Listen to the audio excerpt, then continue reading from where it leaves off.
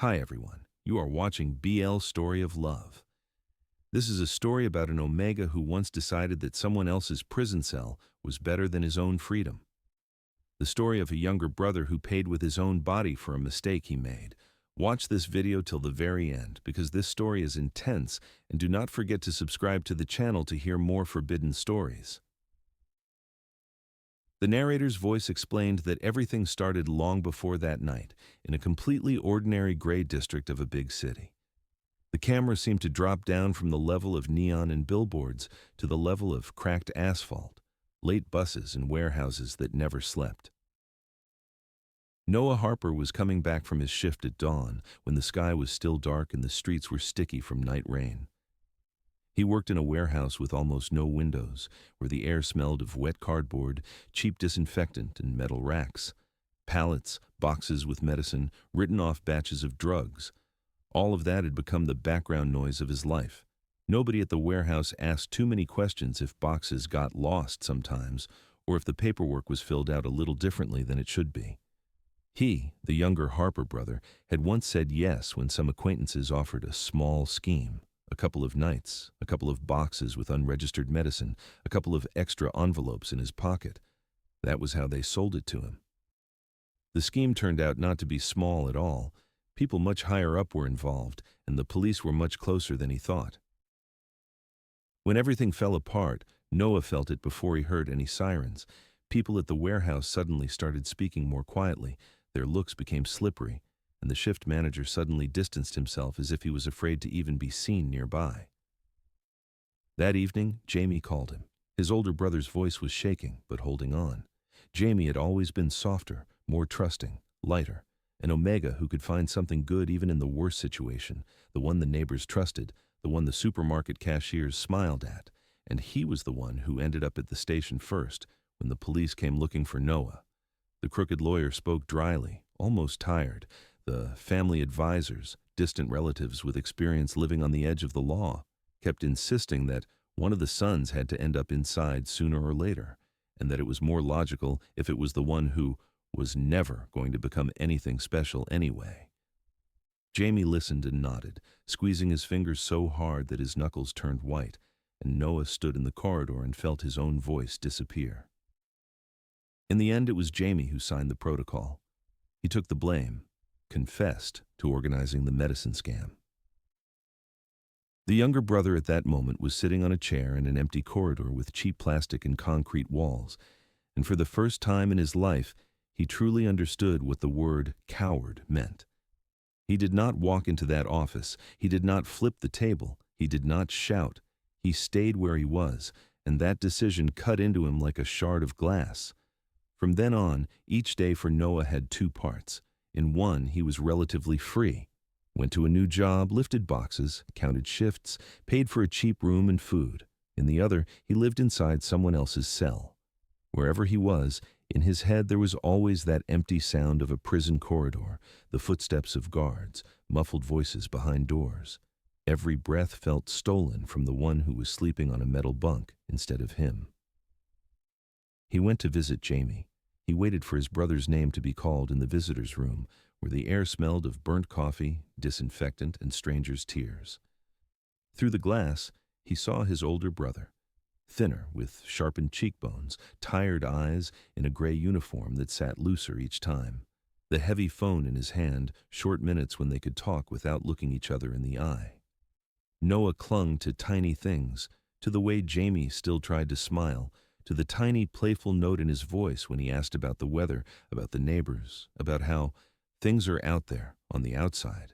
But underneath that rough attempt to act normal, Noah heard something else: compressed fear, helplessness, the silence of nights when the cell walls felt too close. The family had moved even further away. His mother almost never picked up the phone. His father spoke briefly, economically, always staying on the side of, "It just turned out this way." You could hear their logic easily. One son went to prison, so the threat left their house. Nobody asked how exactly it had happened that Jamie ended up inside instead of the one who actually started it all. The whole district lived by its own rules. Here, it was normal that sometimes someone does time. Neighbors shrugged when the conversation turned to prison. Someone sympathized. Someone whispered that it's his own fault anyway. Noah felt like he was breathing in someone else's body.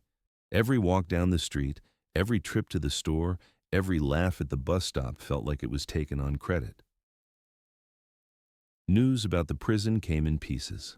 From official reports, from conversations with other inmates' relatives, he met on the way to the gate. They discussed transfers, security levels, stories of someone being beaten, moved, thrown into solitary.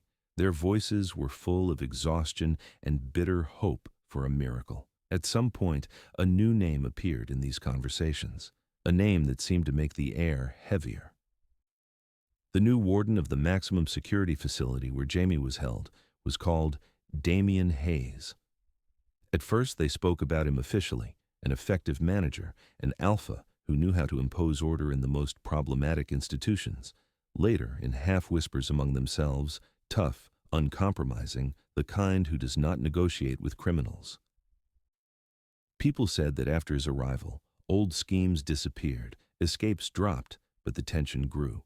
The old prison gangs were furious because their usual loopholes were gone. At one of the visits, Jamie said that inside, things really had changed. More searches, more inspections, louder shouting in the corridors. The weaker ones found themselves under even more pressure. In the cell where he had tried to hold on to his quiet corner, the noise became unbearable. There was not just fear in his voice now, but the exhaustion of a man driven into a corner. Noah listened and understood. This was not a story about just wait it out and it will calm down. With Hayes in charge, time for people like his brother was shrinking, not stretching.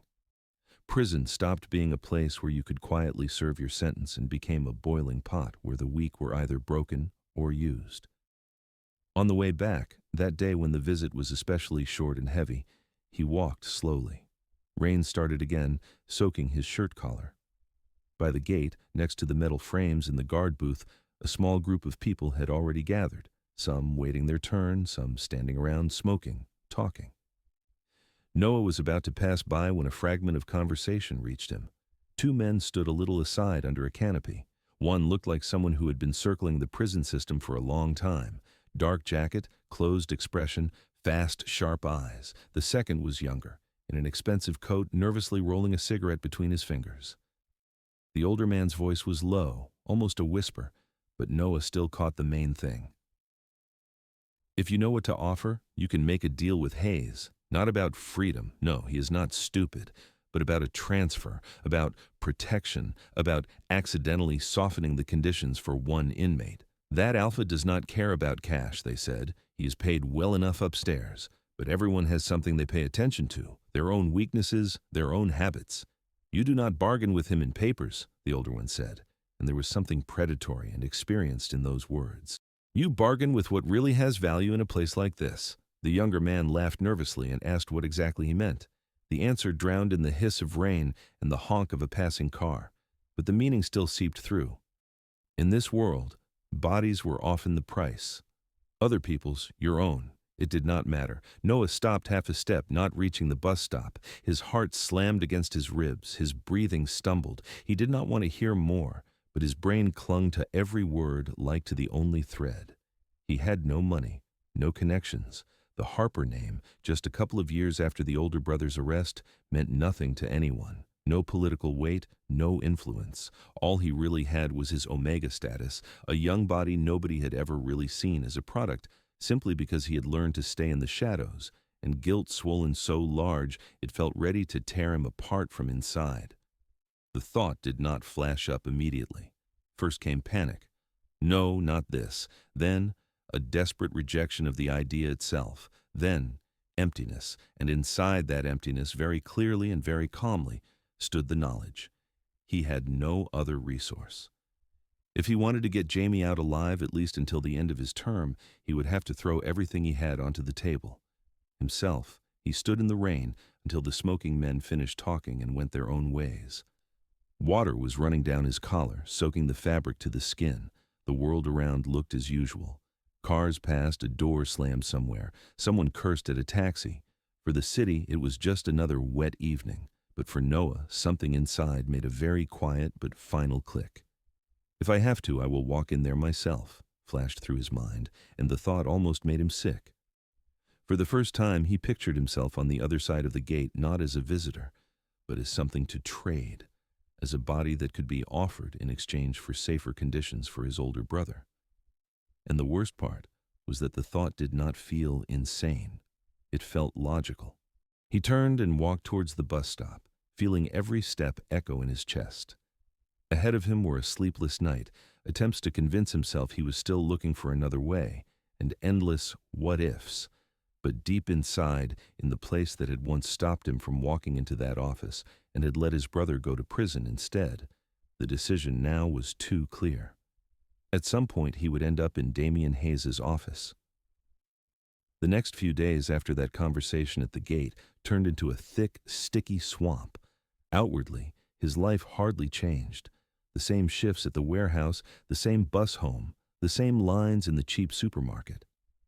Inside, everything was different. Every morning he woke up with the feeling that somewhere far away an invisible timer was ticking, counting down to the moment he would be standing in front of Damian Hayes's desk, whether he liked it or not. He did not run there straight away. At first he tried to pretend he could still change his mind. Again and again he played through other options in his head. Find a better lawyer, talk to some friends of friends, raise money to stuff it into the right window. But every time he mentally walked these paths, they dead-ended. The Harpers had no influence and no resources.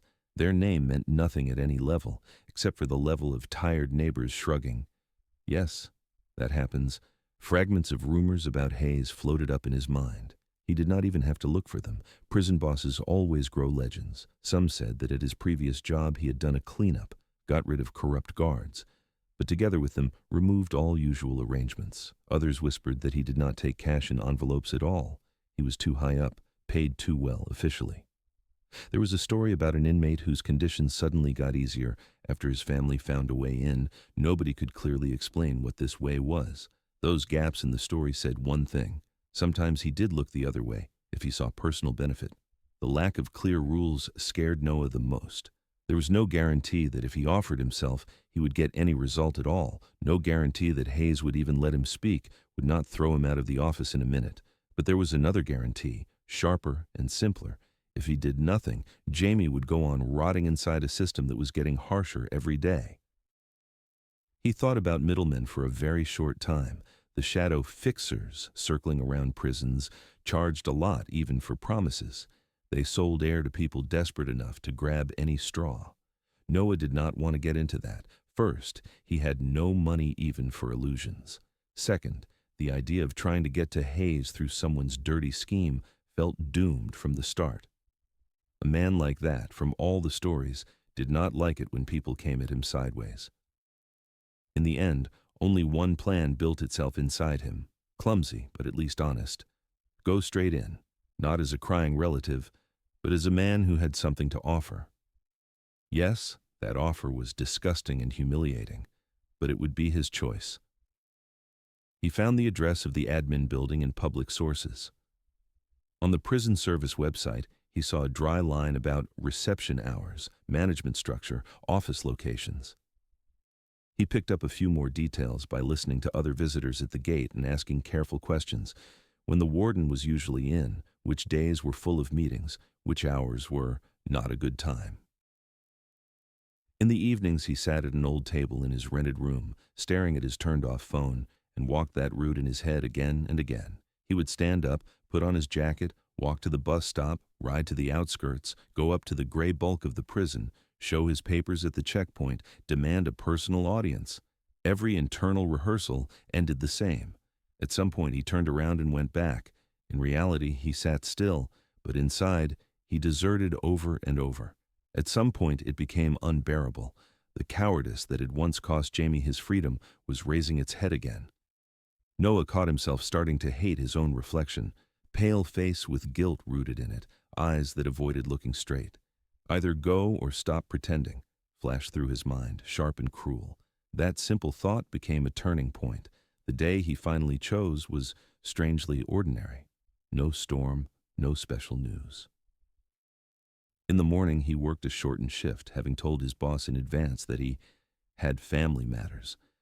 Then he went home, stood under the shower a bit longer than usual, as if hot water could wash off the sticky anxiety. He spent a long time choosing what to wear, even though he knew the warden would hardly care. Still, it was the only thing he could control. In the end, he put on a clean but simple shirt, dark jeans, an old but neat jacket.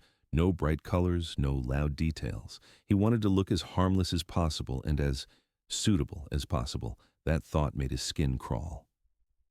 The road to the prison, which he had traveled many times, became a countdown that day. Every traffic light was a breath. Every bus stop, every braking and starting was a heartbeat. Outside the window, the districts changed, from more lively ones with shops and cafes to those where windows were fewer and fences higher. He noticed how the air changed. In the center, it smelled of petrol, chain store coffee, fried fast food. The farther the bus went to the outskirts, the stronger the smell of raw concrete, damp earth, cheap canteens became. Somewhere far off, even before the prison itself appeared, there was that specific note, a mix of disinfectant, cold metal, and something sour, human. It was hard to confuse it with anything else. The gray fortress of the prison grew step by step. First the fence, then the towers, then the solid bulk of the admin building. Noah got off at the final stop and just stood there for a while, looking at it. If he had not had a goal, he would have turned back right there. The building pressed down on him by its very presence. Dead windows, rows of bars, no sign of warmth. The checkpoint greeted him with a line. Several people were already standing at the metal detector, holding clear plastic bags with parcels. In one bag, he could see homemade pies, in another books, in a third, neatly folded clothes. One thing showed on every face, helplessness and hope, squeezed tight together. Noah walked up to the little window where the duty officer sat and felt the cold spread inside him. The words he had rehearsed suddenly sounded ridiculous. Still, he said them. He needed a meeting with the warden, not as a relative for a usual visit, but for a personal matter. The skepticism in the officer's voice was almost physical. He put the paper aside, looked over the top of the glass, held his gaze a little longer than necessary. It was all there. Tiredness, annoyance at extra work, and a faint mockery of those who still believed they could make a deal. With the warden, no appointment, the intonation was so expressive that extra words were not needed. Noah nodded, feeling his cheeks heat. He did not explain, did not mumble about his brother and the situation. He repeated that it was personal and not something for the phone. It sounded almost comical in that setting, but those words carried his last attempt to keep at least some control over what he was going to offer. Then came the formalities. Passport, data check, questions about any criminal record or supervision. Each clarification felt like a small needle. Before he could go through the frame, he had to empty his pockets, leave phone, keys, even his belt. The metal detector beeped when he stepped through, and one of the guards patted him down, rough but not particularly aggressive. Just part of the routine humiliation every visitor went through here. He felt like he was being slowly dismantled. His documents stayed with the duty officer. His phone lay in a tiny numbered locker, his things in a plastic tray. At each step there was less of him, as if by entering the system he was automatically losing parts of himself. All that remained was his body and his voice. When the formalities were over, they left him standing by the wall for a few minutes. During this time, the duty officer called someone, speaking in short, clipped phrases. Noah tried not to listen, but still caught single words. Visitor without appointment, personal matter, relative of inmate, says it's important. Every third word carried the same doubt. Would the warden allow this at all? Finally, a guard waved at him to follow. They walked out of the general reception area into a narrower corridor. Here, it was quieter. The smell changed. Less sweat and cheap coffee, more metal, plastic, and paper. This was no longer the place for tiers and parcels. This was the business level of the prison. They passed several doors with plaques. Regime Department, HR, Legal. Behind each closed door, there was its own small world where someone's fate was decided on paper. Each step echoed dully in Noah's head, like a drum. The corridor was long, with high ceilings and dull light that made the walls look even dirtier gray. At some point, the guard turned into an even narrower corridor. No people with bags here, no random visitors. The walls were cleaner, the floor more polished, neutral paintings and framed diplomas hung on the walls. The silence here was different. Heavy, controlled, like in offices of people used to deciding, not obeying. The guard stopped at a door with a sign, Warden. Next to it was the secretary's desk, a young woman in a strict suit sorting papers and marking things on her monitor at the same time. Her scent was a mix of light, expensive perfume and the metallic taste of constant tension. Noah felt his throat go dry. Here, in this corridor, there was nowhere left to retreat. Outside, he had still had the option not to come. At the checkpoint, he could have turned back, saying he had changed his mind. Here, there was no such option. Any turn back would mean admitting defeat not just to himself, but to the system. The secretary lifted her eyes and scanned him with a quick professional look. There was no sympathy there, only automatic filtering. Is this man a threat? How important is he? What will she have to explain to her boss? Noah voiced his request again, for the third time that day, for a personal meeting with the warden. He did not say right away what he wanted to talk about, only stressed that it concerned an inmate and could affect his behavior and safety. She listened dryly, almost without emotion, then sighed and reached for the internal phone. A few short phrases in the receiver added up into a simple meaning for Noah. Visitor without appointment says it is important, relative of so-and-so. In response, he could only hear low mumbling, but he saw the secretary's lips twitch slightly, a reaction to what she heard. "Wait," she said as she hung up. They pointed him to a hard chair by the wall. Noah sat down, put his hands on his knees, trying not to squeeze his fingers too tight so they would not cramp. The empty corridor suddenly felt too long. Every rustle behind the doors, every footstep in the distance sounded like an alarm. Time stretched, minutes turned into something thick that he was stuck in. He caught himself on a strange thought that made everything inside him clench. For the first time in a long while, he could not see beyond that door. Usually, his anxiety spread wide. What if Jamie got sick? What if they moved him? What if there was a riot? Now the future had shrunk to one narrow rectangle of wood with a plaque and the man behind it, whom he had never seen. He had no script for after. In his plan, there was only this: walk in, offer himself, hear the answer. What would happen if Hayes refused, if he laughed, if he threw him out? His mind refused to draw that picture. What would happen if he agreed was just as blurry. The thought, I do not have a life after this conversation, came quietly, without drama, but it burned his chest for a second. Noah took a deep breath, trying to steady it. The corridor smell, paper, metal, neutral detergent, hit harder. He sat there listening to phones ring in neighboring offices, to someone curse softly over a pile of folders, to doors clicking shut. All of that was part of a mechanism that decided every day whose file to add a line to, whose punishment to cancel, whom to move to a different cell. And somewhere inside that mechanism, a small movement had already started. The secretary had said a few words into the receiver, the warden had answered, and now the system was deciding whether to let another man inside, a man ready to offer the only thing he had left in exchange for someone else's safety.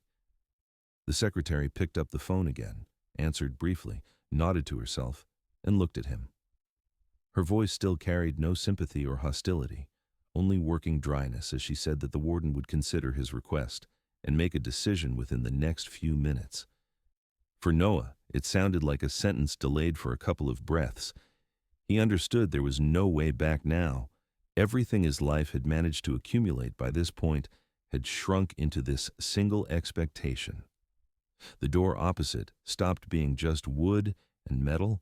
It became a border between a man who could still pretend to be free and a man who had once voluntarily stepped into someone else's game without a contract and without a way to take it back. Damian Hayes's office turned out not just to be a room in a prison, but a separate ecosystem of power. Noah understood that even before the door closed behind him. The first thing was the feel of space, no cramped desks piled with papers like in other offices.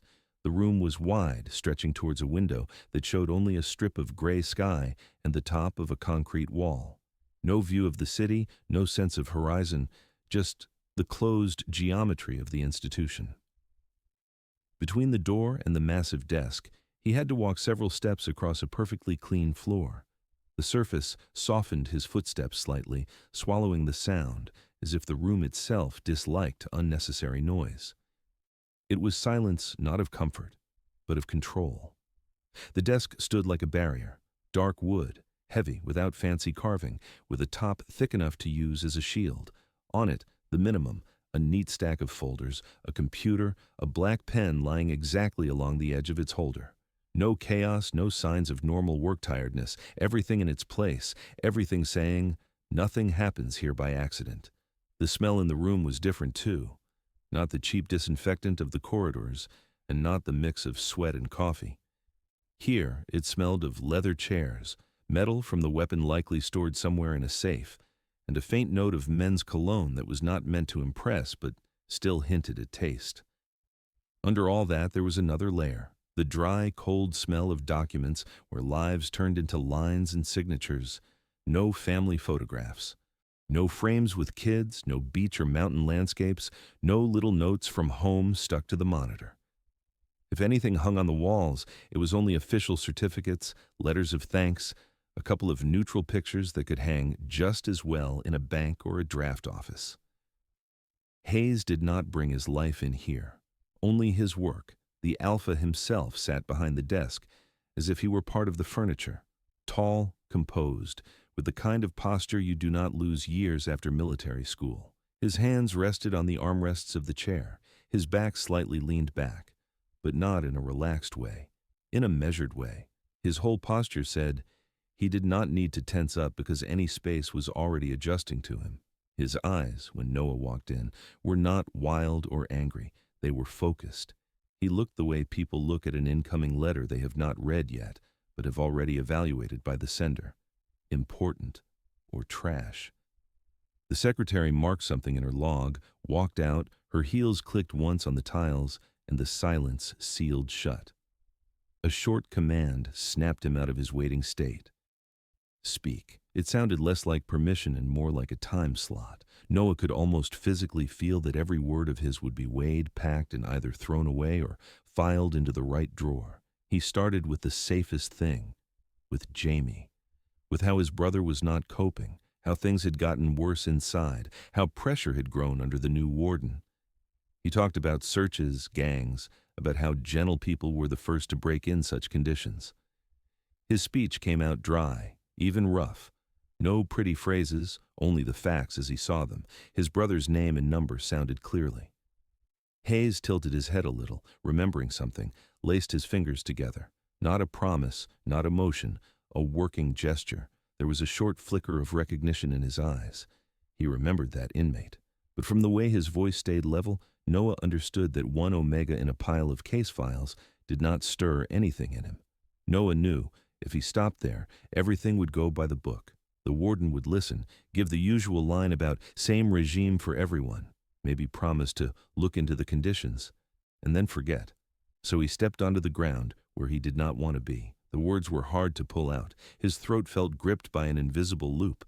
He was not the kind of person who could easily imagine trading himself, even in thoughts.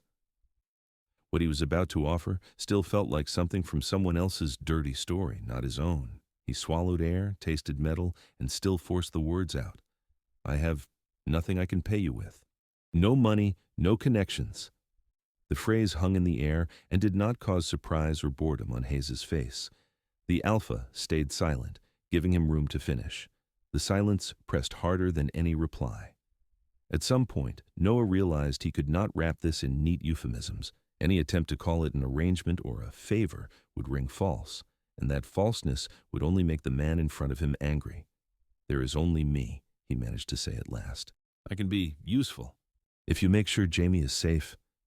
His own confession sounded dull, like a blow against the inside of his chest. The words felt both filthy and too bare. Part of him wanted to fall through the floor from shame. Another part was just tired of pretending and ready to admit that there was no choice left. The moment he had replayed in his head on so many sleepless nights turned out to be nothing like his imagination. In his mind, Hayes had always turned into a grinning predator who eagerly grabbed the goods offered to him. In reality, it looked different. The Alpha did not jump forward. He did not ask for details of what Noah was offering. He did not smirk cynically and did not put on a show of fake nobility. He simply looked at him differently. That look was not gentle, but there was no open disgust in it either, more like a cold assessment, the look of someone trying to understand whether he is being offered something that does not really belong to the seller, or whether the person in front of him really is ready to do what he says. "Is this blackmail?" he asked after a pause, and there was no emotion or threat in the short question, only a test of motive. Noah shook his head. He felt that any excuses would only destroy the fragile balance. "It is payment," he breathed out. "For the fact that I should have been the one in there, and he is." He did not repeat his brother's name. The small tick in the warden's jaw was enough to show the information had landed. Hayes had heard that he was not dealing with just another relative trying to bargain for softer conditions. He was looking at the one truly responsible. A strange, thick silence settled in the office. Every breath sounded too loud. At the edge of his hearing, Noah caught the faint hum of the air conditioner, the tiny creak of leather when the warden shifted slightly. Everything else stopped. No explicit terms were spoken, but the bargaining had already begun. Noah felt his footing disappear. In the position he had put himself in, there was no such thing as refusing with dignity. Even if the Alpha said no, get out right now, the fact that the offer had been made would stay with him forever. The line had been crossed. Hayes, for his part, did not look like a man enjoying this power. He was dangerous. That could be felt in Noah's spine, but dangerous in a different way, like someone who was used to controlling any space he walked into. There was something in Damien's gaze behind that rough tiredness. Years of practice in seeing where people lied to him, where they tried to play on pity, and where they really did what they believed was inevitable. Right now, in front of him stood an Omega who was not decorating his sacrifice with pretty words. He did not pretend to be a saint, did not cry, did not swear every second phrase that he loved his brother more than life. He spoke briefly, sometimes harshly, stumbling over awkward syllables, and that perhaps was what decided everything. Damien Hayes did not see yet another well-calculated attempt to trick him. He saw a man eaten alive by guilt, clinging to the only way he could find to ease it, even if that way smashed what was left of his self-respect. The decision happened without any big gesture or pathos. He did not say, "I agree," out loud. He did not pronounce any formula to seal the deal in words. At some point, the tone of his order simply changed. There was that one note in his voice that made the air in the room heavier. "Stand up." The tone was not sharp, but it allowed no discussion. Noah got to his feet, feeling his legs go weak for a second.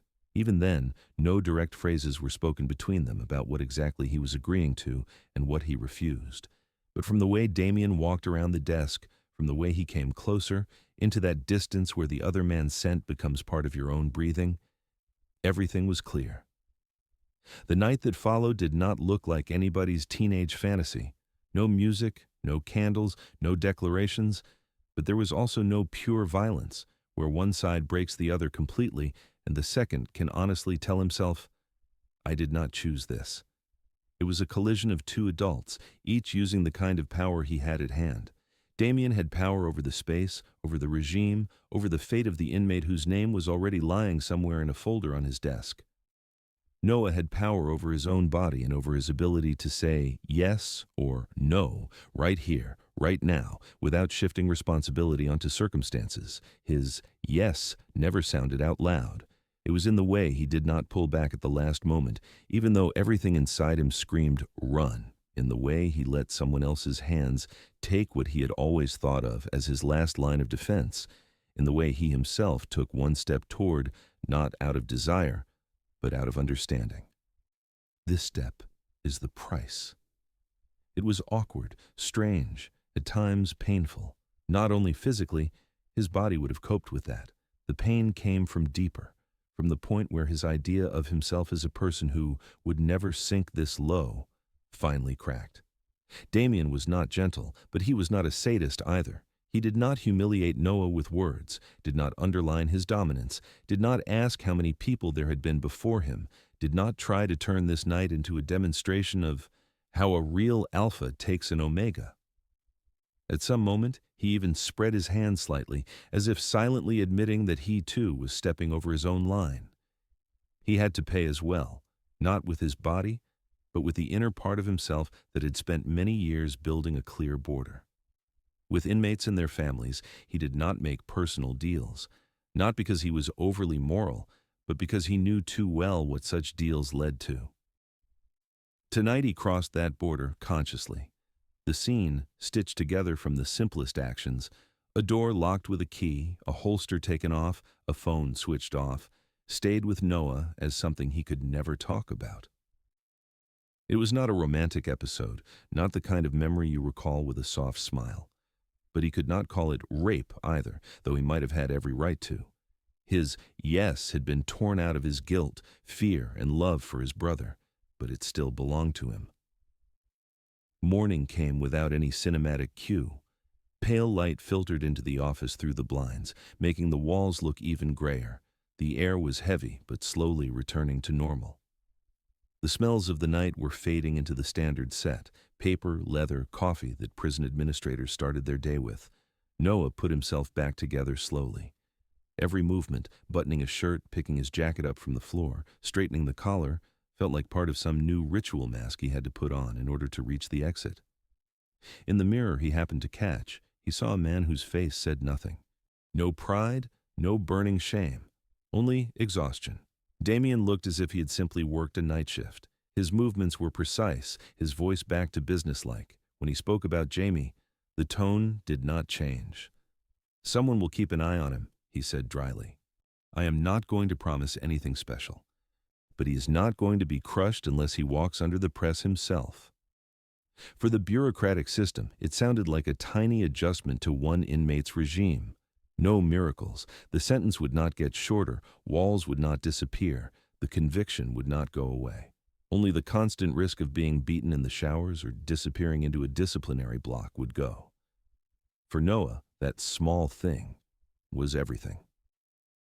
He nodded, not trying to drag out any extra guarantees. He understood that this short, restrained phrase was the maximum a man like that ever voiced.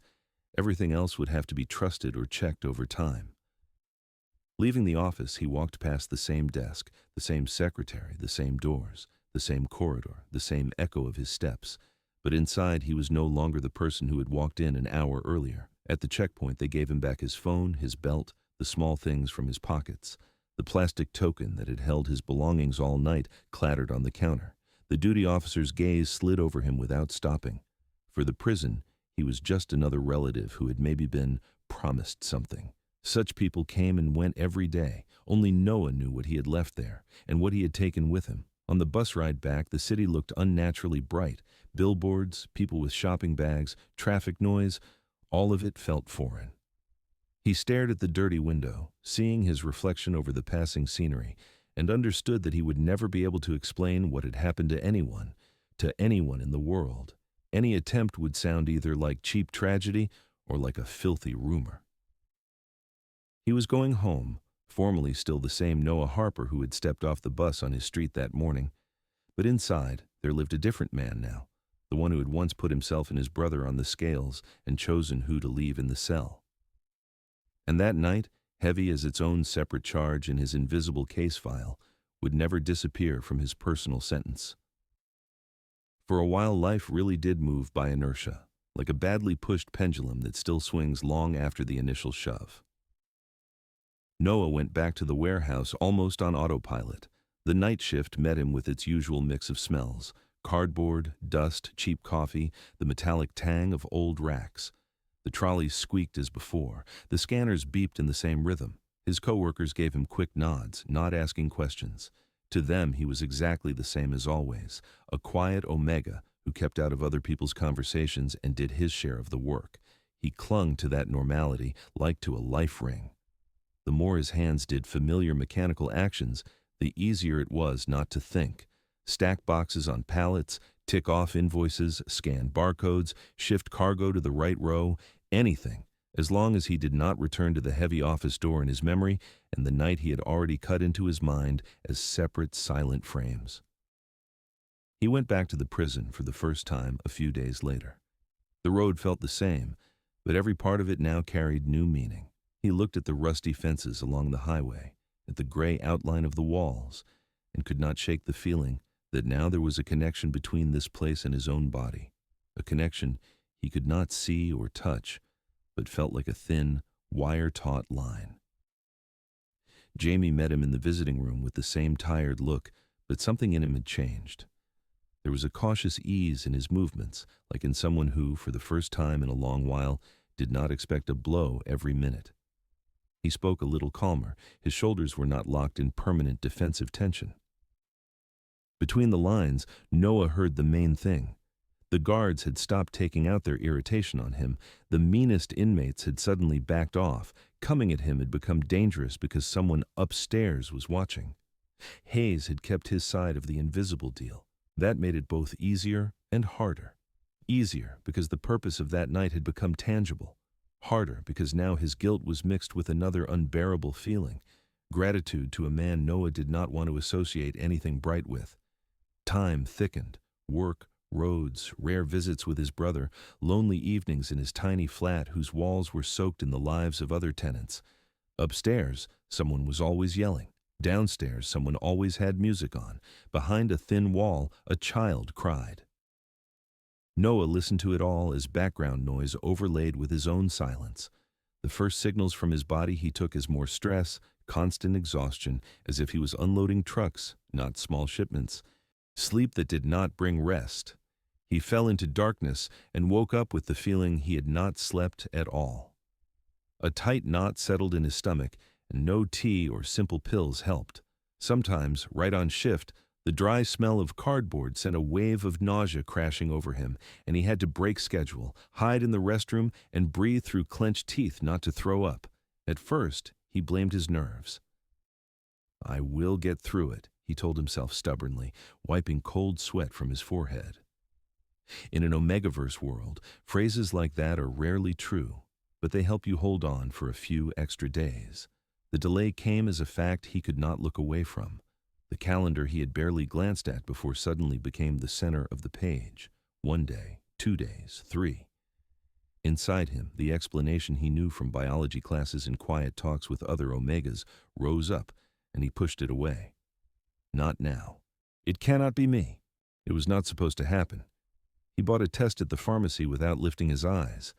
The small box felt indecent in his hands, though the pharmacist did not even flinch. At home, his hands shook so badly he almost dropped the plastic stick into the sink. 2 lines appeared quickly, bright, leaving no doubt. "No," he breathed, as if denial could erase the chemical reaction. But the white strip with the pink bars lay on the edge of the sink like a verdict, and did not plan on disappearing. The next days passed in a state of detached mechanism. He made an appointment at a clinic himself, choosing one far from the prison and the warehouse, where the chance of bumping into anyone he knew was smaller. At reception, he filled in forms, his hand moving automatically, ticking the boxes. The doctor handled him as one of many. A short exam, an ultrasound, dry questions. Pregnancy confirmed sounded as casual as no fever, no dramatic pause, just a medical fact. Noah sat on the chair with his hands pressed to his knees and felt the world tilt around him again. Then came the standard questions. About the term, about the rough date of his last intimacy, about a partner, about support. He caught individual words, but they floated in the air, refusing to form into meaning. On the word partner, something inside him jerked painfully. Saying, "I do not have one," was easier than explaining that his partner was a prison warden and there had been one night of bargaining. The doctor did not press. He noted something in the file, calmly explained the options: observation, regime, possible risks.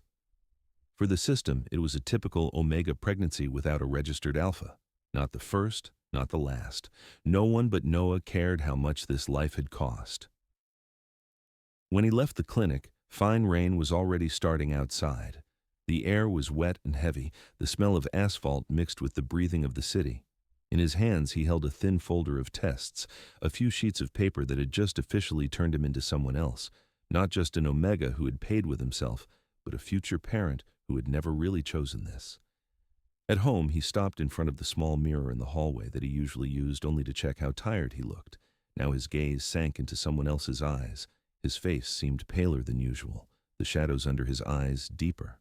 His belly was still flat, No visible changes yet, but the knowledge of what was happening inside already burned through his skin. He braced his hands on the sink, leaned forward, and breathed out quietly, almost soundlessly. What have I done? His guilt, which until now had circled one center, Jamie, turned into a complex system. That night was no longer the last page of his payment, it was only the first. Now there was another invisible participant in the equation. It was no longer just about the brother serving time for his mistakes, and not just about the warden he had made a deal with. A new human being was growing inside him, someone who knew nothing about guilt, deals, or prisons. The thought of telling the child's father looked both right and deadly.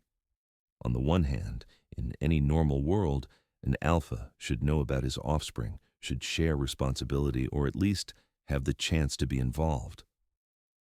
On the other hand, Noah's real world had never been normal. He knew too well how the system around him worked. A prison warden had connections, power, legal machinery. If Damien ever decided that the child should be with him and not with an unstable, poor Omega, it would be settled fast.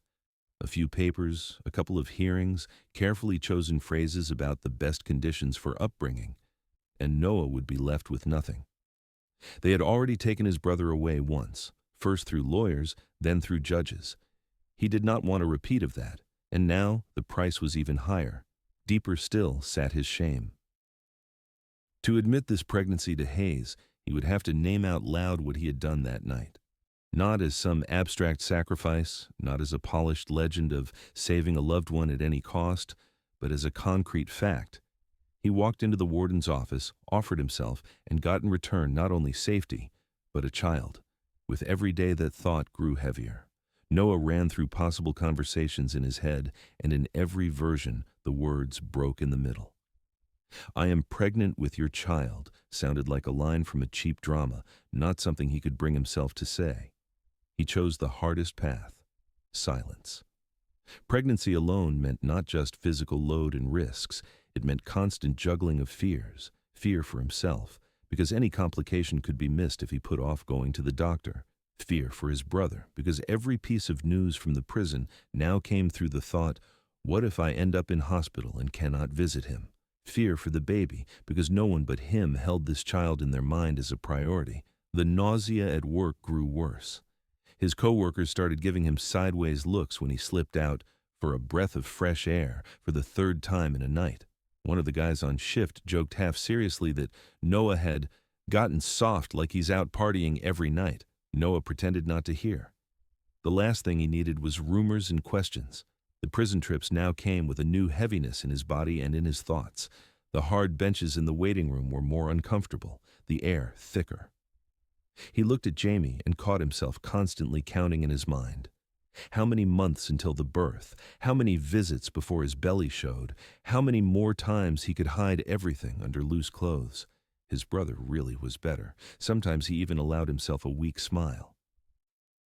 Noah heard a bit of his old softness return to his tone, the one that had disappeared in the first weeks after the arrest. It was a direct result of someone else's decision, someone else's power, another nail in Noah's conscience. One day, leaving the prison earlier than usual, he did not go straight to the bus stop. Instead, he stopped at the edge of a patch of wasteland from where the gray mass of the wall was especially clear. It did not rise like a skyscraper, but as a heavy, solid line, continuous, without windows, with no hint of life. Barbed wire ran along the top, and the dark shapes of guards moved slowly in the towers. In his hands he still squeezed that same thin folder of test results. The paper had gone slightly soft in the damp air, the edges curled a little, but he did not let go, as if it were the only physical proof that someone really lived inside him, that this was not just his nerves playing tricks. Behind that wall sat the man he had already betrayed once, first by letting him take the blame, then by not finding the strength to stop it. Behind that wall ruled the man he had made his darkest deal with. Inside, Noah himself, a new participant in this absurd, harsh construction, was slowly growing. He stood looking at the concrete and, for the first time, allowed himself to voice the thought he had been afraid to even think. I dragged more than myself into this. The words dissolved in the wet air without any answer, But from that point on, the chaos inside him stopped being only guilt. It became something bigger, a long chain of consequences neither he nor Hayes had thought about that night.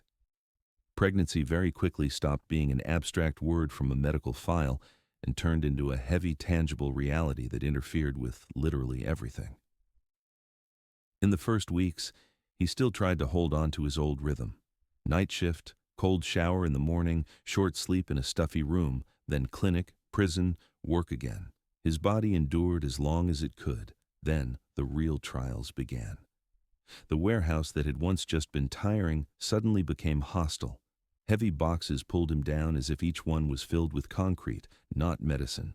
The sharp smell of plastic and dust made the nausea flare. Sometimes Noah literally had to stop in the middle of the aisle, lean his shoulder against a rack and breathe as deeply as his squeezed lungs allowed. Management did not care. The shift supervisor saw only that the Omega was slowing down, taking a couple of minutes too often, and mentally filed him into the same category as all those who messed up the targets. There was no hate in his look, just the tired, irritated skepticism reserved for problem staff. Noah said nothing about the pregnancy. It only took hearing a few half-joking remarks in the smoking area about Omegas who get pregnant on purpose to go on benefits for any desire to share to vanish. He kept his mouth shut, endured the pulling ache in his lower back, the double vision, until the day when he bent over a trolley so sharply the world blurred. Not now, flashed through his mind when the floor seemed to shake and the sounds of the warehouse turned into a dull roar. They dragged him outside, sat him on a chair, splashed water in his face, and to avoid trouble, made him sign a form saying he refused an ambulance. Not because they cared, they just did not want inspections. After that day, the doctor at the clinic stopped limiting himself to general advice. He looked at the numbers, at Noah's pale face, at his clenched hands, and said what Noah had been avoiding hearing out loud. In this regime, he was risking not only himself, but the baby. Stress, night work, lifting weights, constant trips to the prison, all of it added up to a picture where the ending could be very bad. The words, "You could lose both the child and yourself," lay on him like a heavy slab. That sentence followed him all the way home. On the bus where someone loudly discussed football, on the stairs where a neighbor yelled into her phone, in his small room that still smelled of cheap paint and washing powder. He sat on the edge of his bed without taking off his shoes and stared at one point for a long time, feeling the faint movement under his palm. Until then, he had held on to one image. I will manage alone, like always. Work until the last day. Ask no one for help. Show no weakness. Depend on no one. The doctor's recommendations shattered that picture. For the first time, he clearly saw that his stubbornness was no longer strength. It had become a direct threat to the one he had sworn to protect the moment he felt the first kick. The choice ahead was disgustingly simple and cruel. He could go on clinging to the warehouse, to the scraps of his old life, to the illusion of control, and step by step move toward the outcome the doctor had just warned him about. Or he could risk accepting someone's help, anyone's, his parents, who had turned away long ago, some random charity, that same alpha whose one night with him had started this pregnancy. Any road leading to help carried the risk of exposing the father's secret, but now the scales held more than his shame and fear. For the first time in his life, staying as before meant not just hurting himself, but consciously walking toward losing the one reason he was enduring all this. The decision to leave the warehouse did not come in a single day. It built itself from small things: another near fainting between the racks, the heavy looks from management, the cold numbers in his file where the doctor had spelled out the risk. At some point, it became obvious that stubbornness had stopped being an asset and turned into a threat.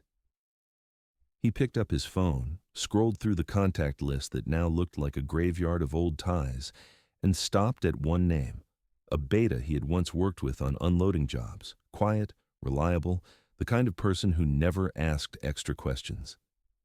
The conversation was short. Noah did not say the word pregnant, but he asked to borrow an amount that clearly did not fit into the category of make it through a couple of weeks.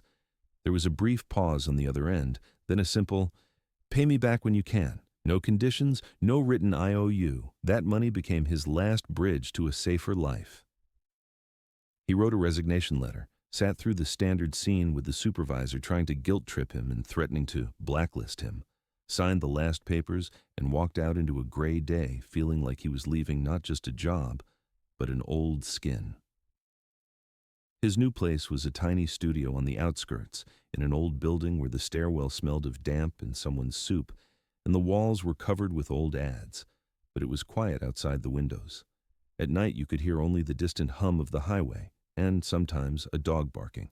After his previous neighborhood, it felt like luxury. The pregnancy went unevenly. His body did not quickly forgive the old regime. His blood pressure jumped, nausea came at the worst times. Sometimes he woke at night with his heart racing too fast, but compared to what might have happened, it was still no critical collapse. The doctor noted the improvements. His weight had finally stopped falling, his tests were stabilizing. Leaving the warehouse had been the only right move. The nights were still the worst. One of them started like many others. Noah went to bed early, his lower back aching, took a breath and put his hand on his belly to calm himself. The baby moved lazily inside, as if answering. The flat was dark.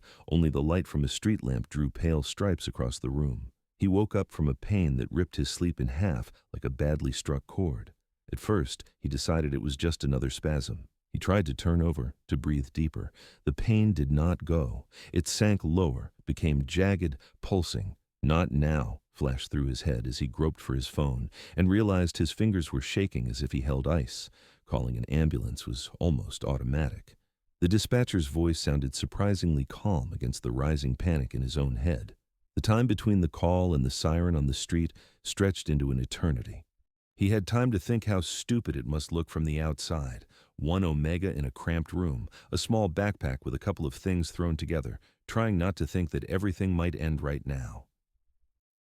In the hospital, everything turned into a sequence of harsh frames. White light in long corridors, the smell of antiseptic, the quick steps of staff, hands helping him move from the stretcher to a bed. The doctor's voice was dry but careful as he checked dilation and timing. The words "too early" sounded like a simple fact, something no one could argue with anymore. Labor swallowed all of his exhaustion, all the fear he had been carrying for months. At some point, his world narrowed to one rhythm. Breathe in, breathe out. Pain. A short pause. Pain again. He clung to the side of the bed as if that alone could keep him from falling out of his own life. Somewhere between contractions, a strange thought slipped through. This was probably the moment when people usually called the father's name, begged him to stay close. Instead, the room held only him, the staff, and the roar of his own blood in his ears. Then everything snapped. The world filled with another sound, thin, hoarse, desperate. A newborn's cry split the air like a knife. Noah did not understand right away that this was the voice he had been waiting for. Only when a warm, still, slick bundle was carefully placed on his chest did reality catch up. The boy was tiny, unbelievably light, his face screwed up from the effort of being born. They moved quickly, giving him oxygen, checking his breathing, working with steady hands. An early birth needed attention. But in that first minute for Noah, there was only one thing in the world, the small, stubborn heartbeat under his palm. The name came almost by itself, soft, not echoing Hayes' surname and not directly tied to the Harpers. He did not choose it for fashion, or because he once heard it in a film. It simply rang inside him in that moment, as if it had always been there. A name that did not belong to the prison or to the old family. Something separate. He whispered it under his breath and felt a new note settle inside him, thin but very strong. Responsibility. The first days after the birth passed in a fog. Because he came early, the boy needed observation. They put him into an incubator, hooked him to monitors. Noah could come at set hours, slide his hand through the small opening in the side, and carefully touch the tiny fingers.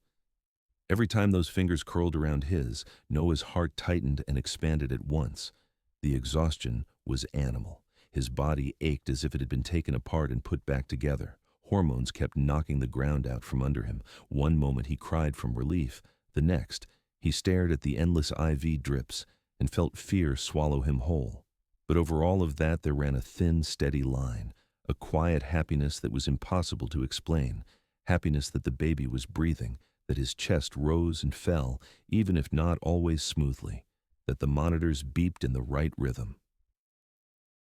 When it came time to do the paperwork, reality hit hard and precisely again. The registrar's office was quiet. The woman behind the desk calmly filled in fields, asked for the child's name, date of birth, address.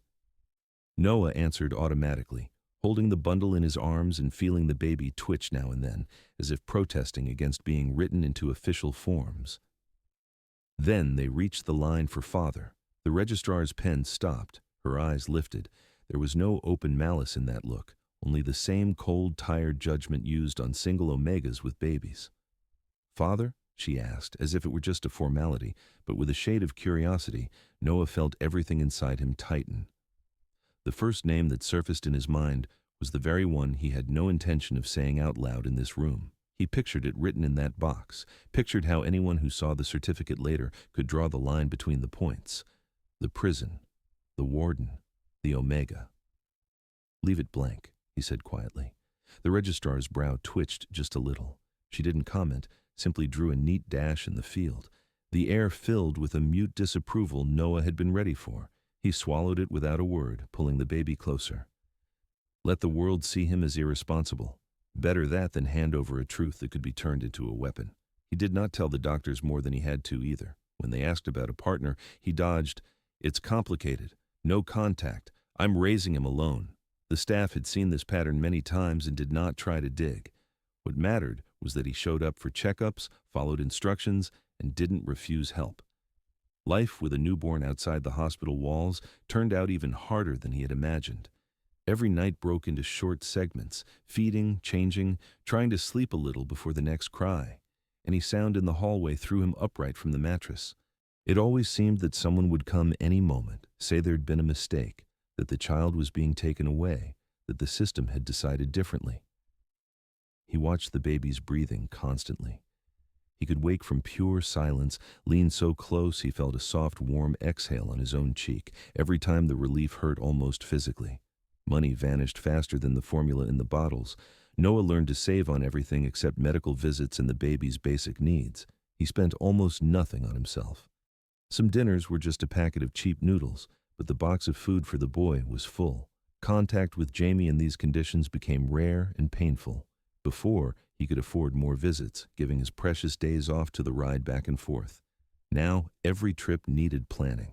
There was no one he truly trusted to leave the child with, and no close people willing to help. A few times he went to the prison alone, leaving the baby with a neighbor he barely knew for a couple of hours, gripping his phone in his pocket and checking the dark screen every minute. At visits, he felt Jamie's searching gaze on him. His brother sensed that something had changed. Noah talked about the new place, about holding on, about trying to fix work. Every now and then a phrase slipped out about having someone to think about now, but he never said it straight. The urge to show his brother his nephew hurt almost physically. He pictured Jamie's eyes lighting up at the sight of that tiny face. Pictured a new meaning appearing in his hands, the kind of meaning that prisoners behind concrete walls lack so badly. But each time he mentally walked that path, another fear rose. Any extra detail in their story could draw the attention of people who should not know there was one more vulnerable person in their family. He chose fewer, more carefully planned visits. Tried to come on days when, according to rumors, the prison was calmer. Hid his new role behind loose clothes, scrubbed any hint of the child out of his conversations. It felt like living in two parallel realities with no bridge allowed between them. Meanwhile, Damian Hayes lived his own life, a life Noah preferred not to think about, though the warden's name surfaced now and then in the news. While the camera of the story followed an Omega changing diapers and falling asleep in a chair by a crib, another camera in another world watched different processes. Hayes was still cutting away old schemes. One by one, he pushed out corrupt staff, rewrote schedules, shut down illegal supply routes. His voice in offices stayed hard and uncompromising. To outside observers, he was the same cold alpha who kept order at any cost. The night with the Omega did not come back to him every day, but it never vanished completely either. Sometimes late in the evening, when the corridors of the administrative block were empty and only the emergency lights glowed above evacuation plans, he caught himself not remembering details, but the fact itself, the line he had allowed himself to cross. Before that, he had always been proud of never using his position for personal gain in that way. Contact with inmates' families, offers, hints, it was all part of the job. He cut them off before they turned into words. This time, it had gone differently. There had been too much raw honesty and too little calculated cynicism to just dismiss it. He never looked for Noah. He didn't ask staff, didn't check logs specifically, didn't try to reach out through side channels. In his head, their agreement remained a one-time deal, sealed without signatures. He had used his influence to protect an inmate. The Omega had paid with what he had. Each side had taken its part. That was it. In rare pockets of quiet, that it stung like a tiny needle, not regret over the fact itself, but a feeling that something in the scheme remained open. But his working day, reports, and internal conflicts drowned that sound. There were too many live problems to keep one night in focus. For Noah, that same night had become a starting point, the source of a new life and of daily hidden fear. Every time the baby reached for him with small hands, he felt two layers inside him at once, dark guilt over how this life appeared, and a bright, almost unbearable gratitude that it existed at all. Two men lived with the same memory, but carried it differently. One was sure he had put a period there. The other understood the story had only just started gaining weight, and the viewer could already see the lines they were trying to keep apart would inevitably cross. The crisis in the prison did not start with an explosion. It crept in through tiny shifts, strange coincidences, the sense that the usual cruel order had begun to sound off-key. Jamie Harper felt it before the guards started whispering. The air in the corridors had changed. Where once the hierarchy between local bosses, quiet inmates, and staff was rigid and clear, there was now a tension like static before a storm. Chairs scraped louder in the cafeteria.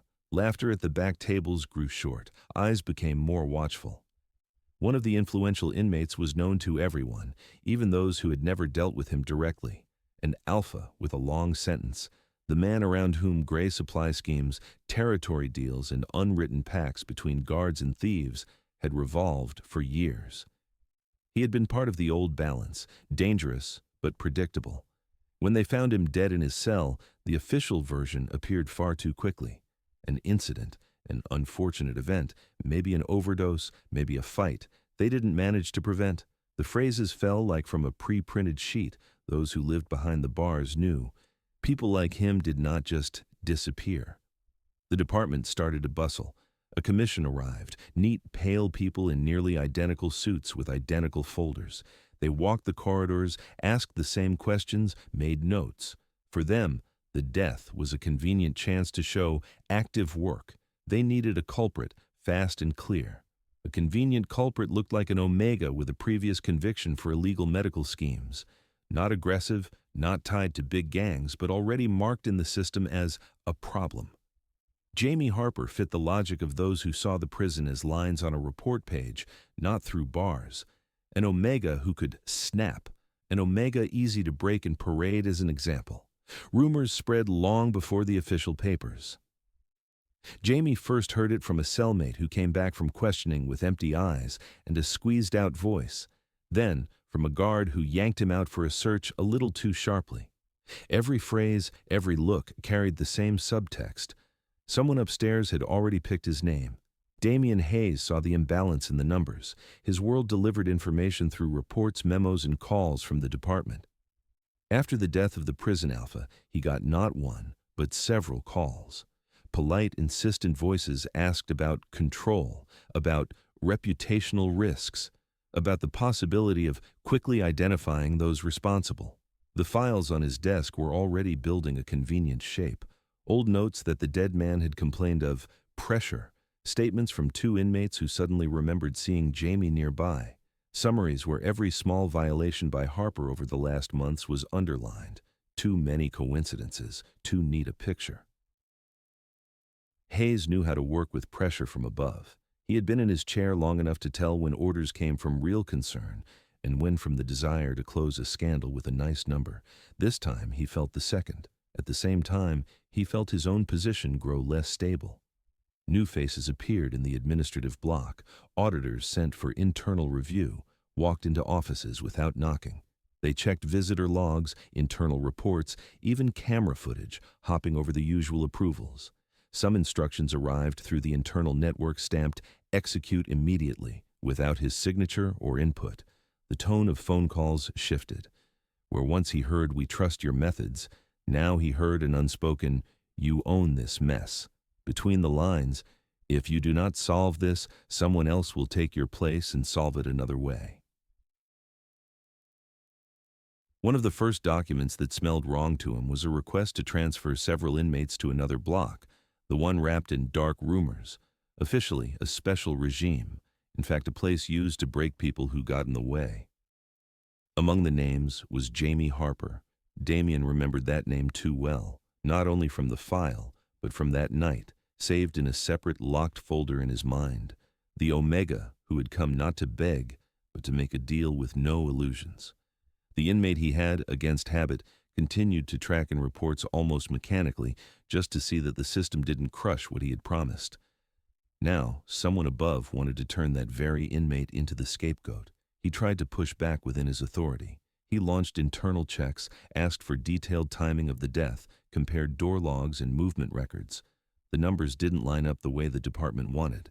Harper physically couldn't be in the right place at the right hour, but the reports moving upwards ignored that. He tried to resist more openly. On a video meeting, he calmly but clearly said he saw no solid grounds to target that specific Omega. In response, he got the smooth voice of the department head without a trace of surprise. That voice used the flexible phrase they always pulled out to dress up pressure. "We expect a management decision from you that will preserve public trust in the system," which meant find someone to blame, anyone, preferably someone who cannot fight back. The system he had been honestly trying to clean was showing its teeth. This time, it was not only about principles. Any pushback could cost him his chair, and with the chair he would lose the ability to protect those he still believed he could help. While Damien was step by step trying to balance conscience and duty, news seeped outward slowly. Noah initially missed the strange line in one of Jamie's letters. His brother wrote that it was noisier in the block now, that someone had been taken away and they were looking for scapegoats. The real blow came officially. A cold, neutral notification arrived not as paper, but as a message through the electronic system relatives were forced to use for transparency. In a few lines, it said that, following an internal investigation and to ensure safety and optimal distribution of the population, Jamie Harper was to be transferred to another block. The block number and formal name would have meant nothing to Noah if not for the short extra note from a woman he knew who helped inmate families with paperwork. She wrote him privately, "This is very bad." Outside, his days were still full of diapers, bottles, and sleepless nights. Between feedings, he tried to earn a little online, grabbing any small job. Messages, simple tasks, minor technical work. Every amount looked like salvation. Legal texts in that context felt like something from another world. He tried to understand. Read the rules for transfers, asked questions in forums where families shared their experiences, wrote to the prison support chat. The answers all sounded the same. This is an internal decision of the institution. You can file a complaint with the department. All actions are carried out in accordance with the law. The words gave him nothing. Time was moving. Every time he looked at his son's face, tiny, soft, with hands stretching in his sleep, with random half-smiles, the same dull fear rose in his chest. If something happened to Jamie, the whole chain of choices that had brought them here would finally harden into a sentence. Then, the night with the warden would stop being a personal sacrifice and become just the first link in a chain that saved no one. He didn't want to go back to the prison. Even the thought of walking through the security gate again, of feeling the guard's eyes on him, made him sick. But the news about the transfer made one thing clear. Sitting in his small room and hoping the system would show mercy was the same as watching someone drown and not reaching out a hand. Fear for his secret had been his main break for a long time. he had built a fragile bubble of silence around the child where the father's name was never spoken, even when he was alone. To pierce that bubble would mean letting into their lives a man who had, by status, the power to do whatever he wanted with them. But some fears drown out all the others. The decision came at night when he sat on the floor by the crib and listened to his son's even breathing. Somewhere in the flat, a draft whistled faintly. Rain rustled against the window. His phone blinked with the same unread notification about the transfer. He caught himself whispering the same phrase over and over while the baby slept. If something happens to Jamie, I won't survive it. Something inside clicked. It became clear he was not choosing between safety and safety, but between acting and doing nothing. The secret of the child's father stopped being just a threat and turned into a possible tool, the only one he had. The decision ripened slowly, but once it did, it felt as heavy and inevitable as gravity. He understood the price. If he showed up at the prison gates with a baby in his arms, Damian Hayes would see not only a former one-night partner, but living proof that what happened between them had not ended that night. He understood that by taking this step, he was handing the alpha a piece of his life he had been guarding with everything he had. But imagining his brother being sent into that block where people were broken was even worse.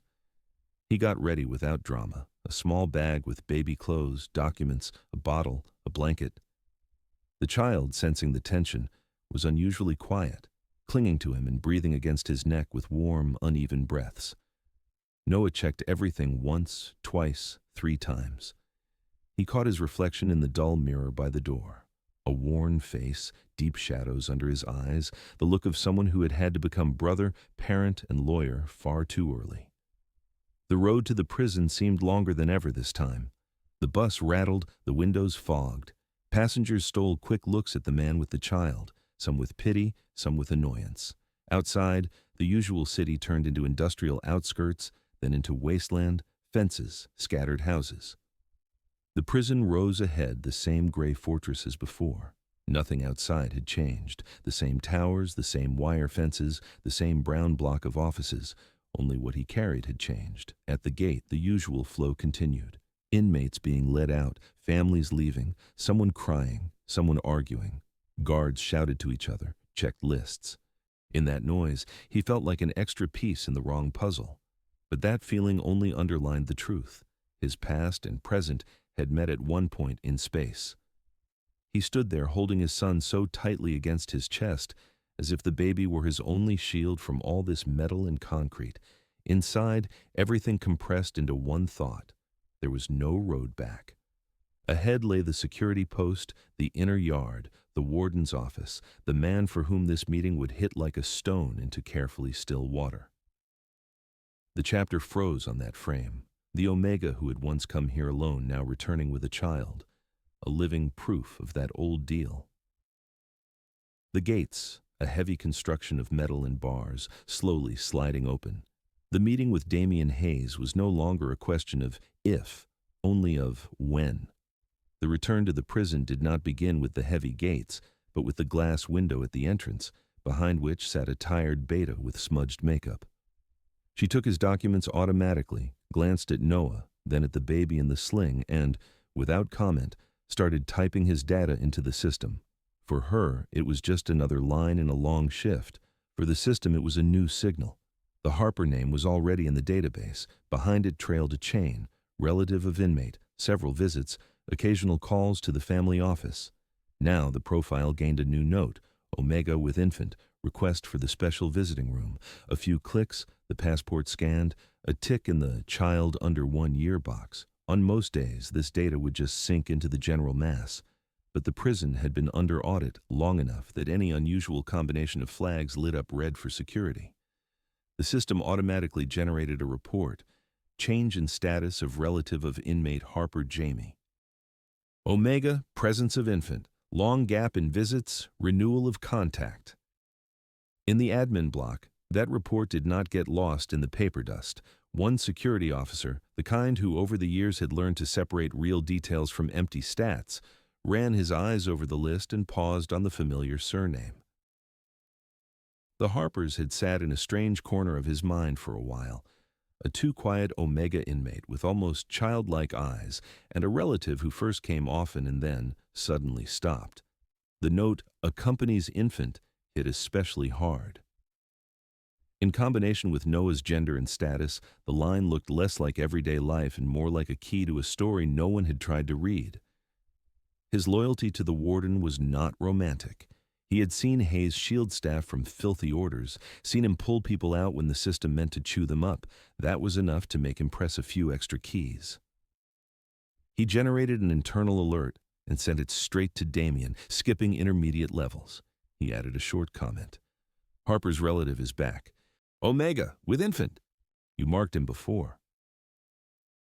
When the alert popped up on one of the screens in the warden's office, Damien was reading yet another directive from the department about the investigation. Numbers, phrases, stern lines about zero tolerance blended into gray noise. The blinking light of the internal message caught his attention almost physically. Harper was one of those rare words that did not dissolve into statistics.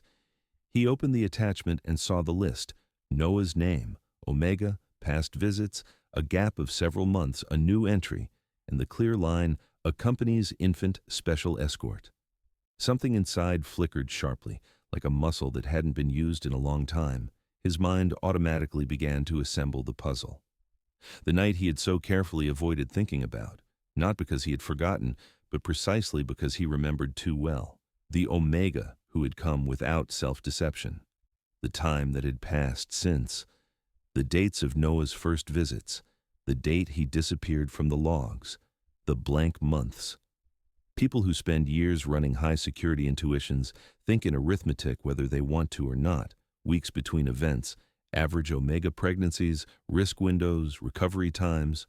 All those numbers lived in Damien's head the way lyrics live in someone else's. They lined themselves up into the only possible answer. He shut his eyes for a second, as if trying to steal one more breath before accepting it, then opened them and acknowledged reality. That night he had filed away as finished had not ended in his office. It had gone on, into a small rented room, into someone's body, and now into a child the system dryly labeled infant. Somewhere downstairs, at the gate, stood the Omega he had not seen in months, with a baby in his arms. In the same building he controlled down to the centimeter, and at the same time no longer controlled at all when it came to his own private history. While Damien stared at the screen, Noah was going through the same old humiliation. The line at the entrance moved slower this time. People stepped away from him not out of respect, but from discomfort. A man with a baby in a prison queue always looked out of place. Some whispered to each other, some turned away, some stared at the sling and blanket as if trying to find a reason for him being here. The security rules were the same for all. Metal detector, tray for personal items, questions about phones and banned objects. The baby squirmed when they asked Noah to lay him on the side table for a second and walk through the frame alone. A young Alpha guard with a voice too loud for this space frowned, but seeing Noah's tense face softened his tone. Omegas with infants were not their usual risk group. Every touch of strangers' hands to the baby triggered something primal in Noah.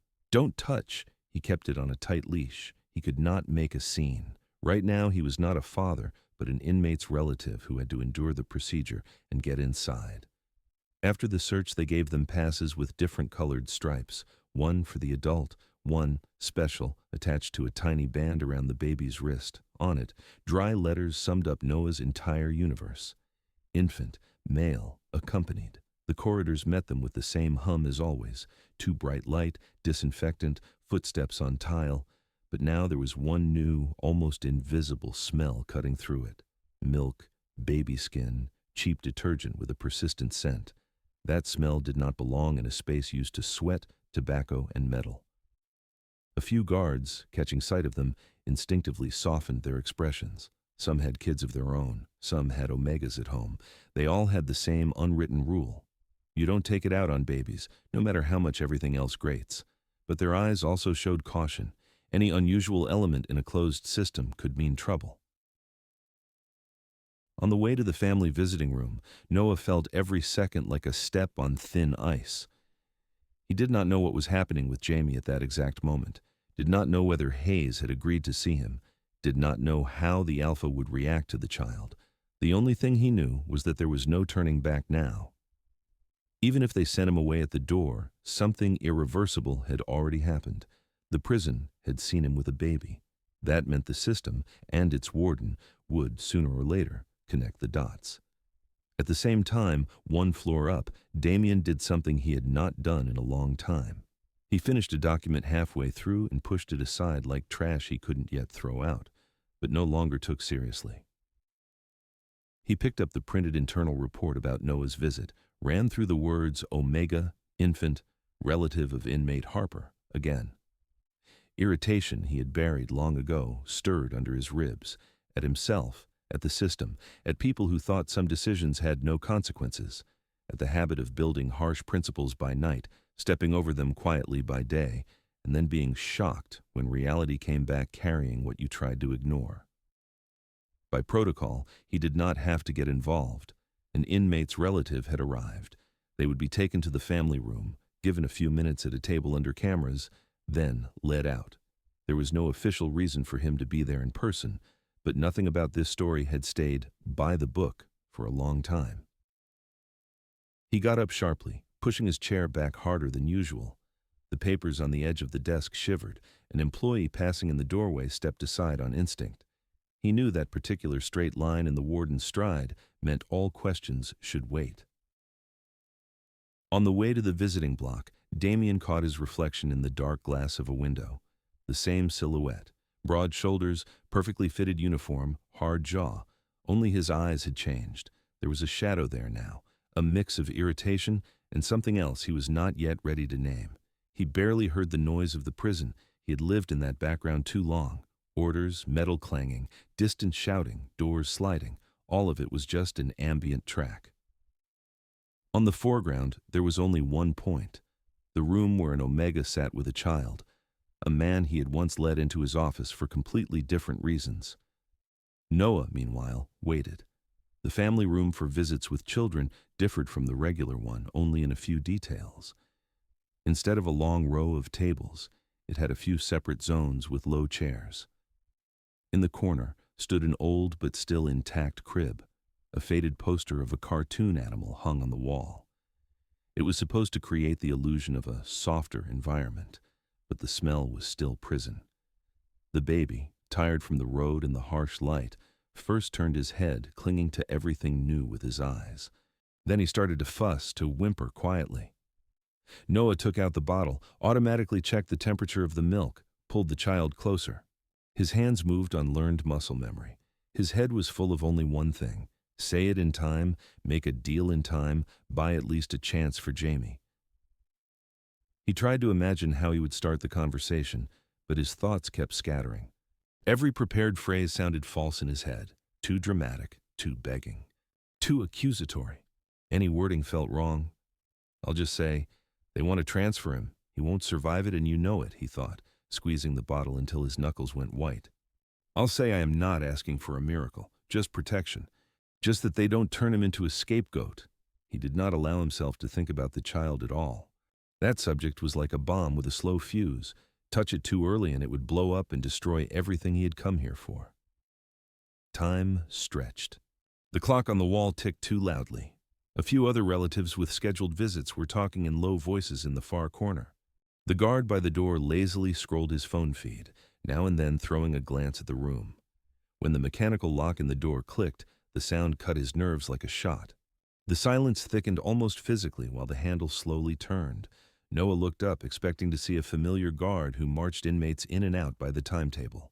In the best case, Jamie, who might for some reason have been let in early. Instead of a regular uniform with a simple patch, a different silhouette filled the doorway.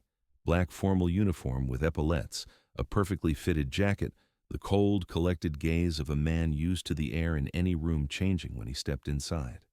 Damien Hayes stood in the doorway, and his figure carried the same sense of power Noah remembered from the office. Only now, between them, was not just a desk and an old bargain, but a small body in his arms. For a moment the space seemed to contract. The air turned thick and heavy. The baby, who had been quietly breathing, gave a small squeak, as if reacting to the sudden tension around him. The Alpha, who had filed that night away as a closed page, was looking at an Omega whose return he could still explain by concern for his brother. But seeing a child on his chest, a living, breathing proof that the consequences of that decision were still here, growing and demanding room in his world, no protocol could prepare him for that. The truth they had both been postponing in their own ways no longer fit in reports or inner silence. It walked into the room with him and froze between them like a third invisible participant in this meeting. For the first few seconds, nothing happened. The air just grew denser, like before a storm when the sky is still bright, but you already know there is no turning it back. Noah sat holding the child a little tighter than necessary. His fingers dug into the fabric of the sling until his joints ached, but he could not loosen his grip. Every muscle in his body seemed to know. If he let go of anything, everything would collapse. The lies he had built, the fragile present, the one purpose that had brought him here. Damien stood by the door and did not move. Only one habitual gesture betrayed him. His hand slid to his belt, as if checking whether the holster was in place. Not because he really expected danger from an Omega with a baby. More because his body was reaching for something familiar in a situation where nothing felt familiar anymore. The boy between them was the calmest. He just breathed, his tiny fingers clutching the edge of Noah's t-shirt, sometimes pulling his leg up. In his world, there were no prison rules, no secret deals, no adults torn between duty and shame. Only warmth, skin smell, and the dull beat of two hearts unconsciously falling into the same rhythm. Noah's face was the first to crack. Not from tears. Those had long since dried out during months of sleepless nights and quiet breakdowns in the bathroom. But from the way his usual mask of invisibility peeled away layer by layer. Here, in this room, in front of this man, he could no longer be just a relative of an inmate. The child's features too clearly carried someone else's profile, unknown before that night and painfully recognizable now. He felt the old wave of panic rising between his shoulder blades, the one that cut off breath and made you want to run even when there was nowhere to run. His mind threw up old patterns. Deny, hide behind sarcasm, change the subject, turn the child away from the Alpha's gaze. But none of those reflexes fit the reality they were in now. As if answering his inner scream, the baby sniffled quietly, but did not wake, only buried his forehead deeper against Noah's chest. That tiny movement hit the panic like a hard break. Noah realized that fear for himself had long since moved to the back. What terrified him now was the thought that someone might try to tear from his arms the one thing he knew he had done right. For Damien, the meeting was a blow and a confession rolled into one. He was used to dealing with other people's consequences, stupid, mean, cowardly decisions. Used to separating personal from professional, controlling his emotions when lives and reputations were on the line. But now, in front of him, sat a living, concentrated receipt for one specific choice he had made. Not some abstract, I stepped over a principle. Not the general phrase, sometimes you have to get your hands dirty for results. This was different. A child who had been just a theoretical possibility, then an unwanted thought pushed away, and now existed within arm's reach. And an Omega who had come to his office that night, not for romance or profit, but to save his brother, now sat here with the flat look of someone who had carried too much on his own for too long. Something pulled inside his chest. Not the familiar irritation he felt toward manipulators, not the cold anger he used on staff who messed up. Another feeling. Heavy, sticky, a mix of guilt, frustration, and a sharp, cutting worry about that tiny creature who by all laws he had to consider his own. For a few heartbeats they simply looked at each other. Then Noah, as if remembering why he had come at all, tore himself out of that stunned silence. Everything about the child could wait. Jamie could not. He drew a short breath, and when his voice finally came, it was dry and strangely hoarse, like after a long illness. He did not say whose child it was, did not ask whether Hayes remembered that night. He started with the only thing that mattered in that second, the threat hanging over his brother. He did not need fancy words. A few facts laid out edge to edge were enough. The death of a powerful inmate under strange circumstances, pressure from above demanding someone responsible, orders appearing to transfer Jamie to a block people rarely left alive, the familiar handwriting of a show trial. The more he spoke, the more the old fear returned. but now it had a different shape. Not a cloud in his head, but very concrete images, prison walls, closed space, a gentle Omega who had never learned to fight set up as a perfect target. Damien listened without interrupting. He did not need many details. Most of what Noah described he had already sensed himself in the system's grumbling, in shifting numbers in the reports, in those strange visits from department people who smelled more of politics than of work. He knew very well how scapegoats were chosen upstairs, what profile they looked for, which charges were easiest to attach so that the story looked neat in reports and on the news, and cold logic led to the same answer. An Omega with a stained record who had already taken someone else's blame once was the perfect target. The fact that this Omega was the brother of the man who had once sat in his office only made the irony sharper. It did not change the fact. If he did nothing, the system would be perfectly happy with that outcome. Against this backdrop, the question of paternity suddenly stopped being a separate drama. It became part of the overall picture of responsibility.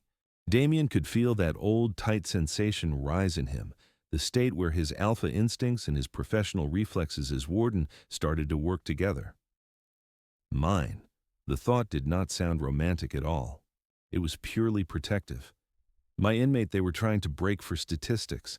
My man who had come to me with a request I had answered not only as an official, my child who did not care who held which rank here, but who was already in danger simply because of his origin.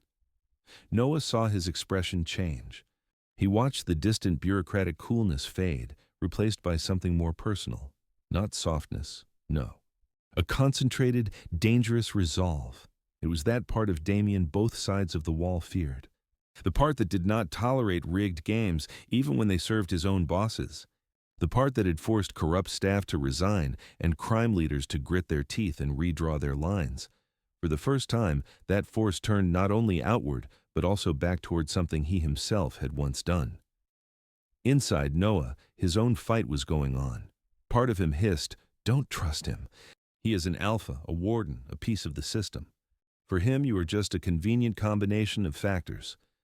Another part, quieter but stubborn, remembered details from that night, no mockery, no attempt to turn him into a toy, the way it all ended with a dry but clear promise of protection for Jamie, not with a demand to repeat the deal. He was too tired to believe in saviors. But he had seen enough to tell empty promises from hard decisions. There were few words, a couple of short phrases from him, a few sharp, clipped ones from the other side. Not a flowing dialogue, more an exchange of roots. Noah laid it out. Jamie would not survive the transfer. He had no allies, no protection. If they made him the guilty one, he would break, physically and mentally. Damien, without long explanations, admitted there was pressure from above. They were trying to use him. But he still had tools. An internal investigation, hidden cameras, access to journalists who had not yet been bought by the department. And he still knew the real distribution of power in the blocks, something you never get from paperwork. Between those dry lines, another outline showed through. They were both at this point not only because of Jamie. The baby in Noah's arms changed the status of the talk. This was no longer a simple appeal from an inmate's family to the administration. It was a strange, awkward, but very real family council in the middle of prison infrastructure. At some point, each of them admitted inside. One man alone would not handle this. Noah, because his resources were gone. Money almost finished, health shaky, nerves worn thin. He might drag himself for a few more months on fear and love for the two people he was holding on for.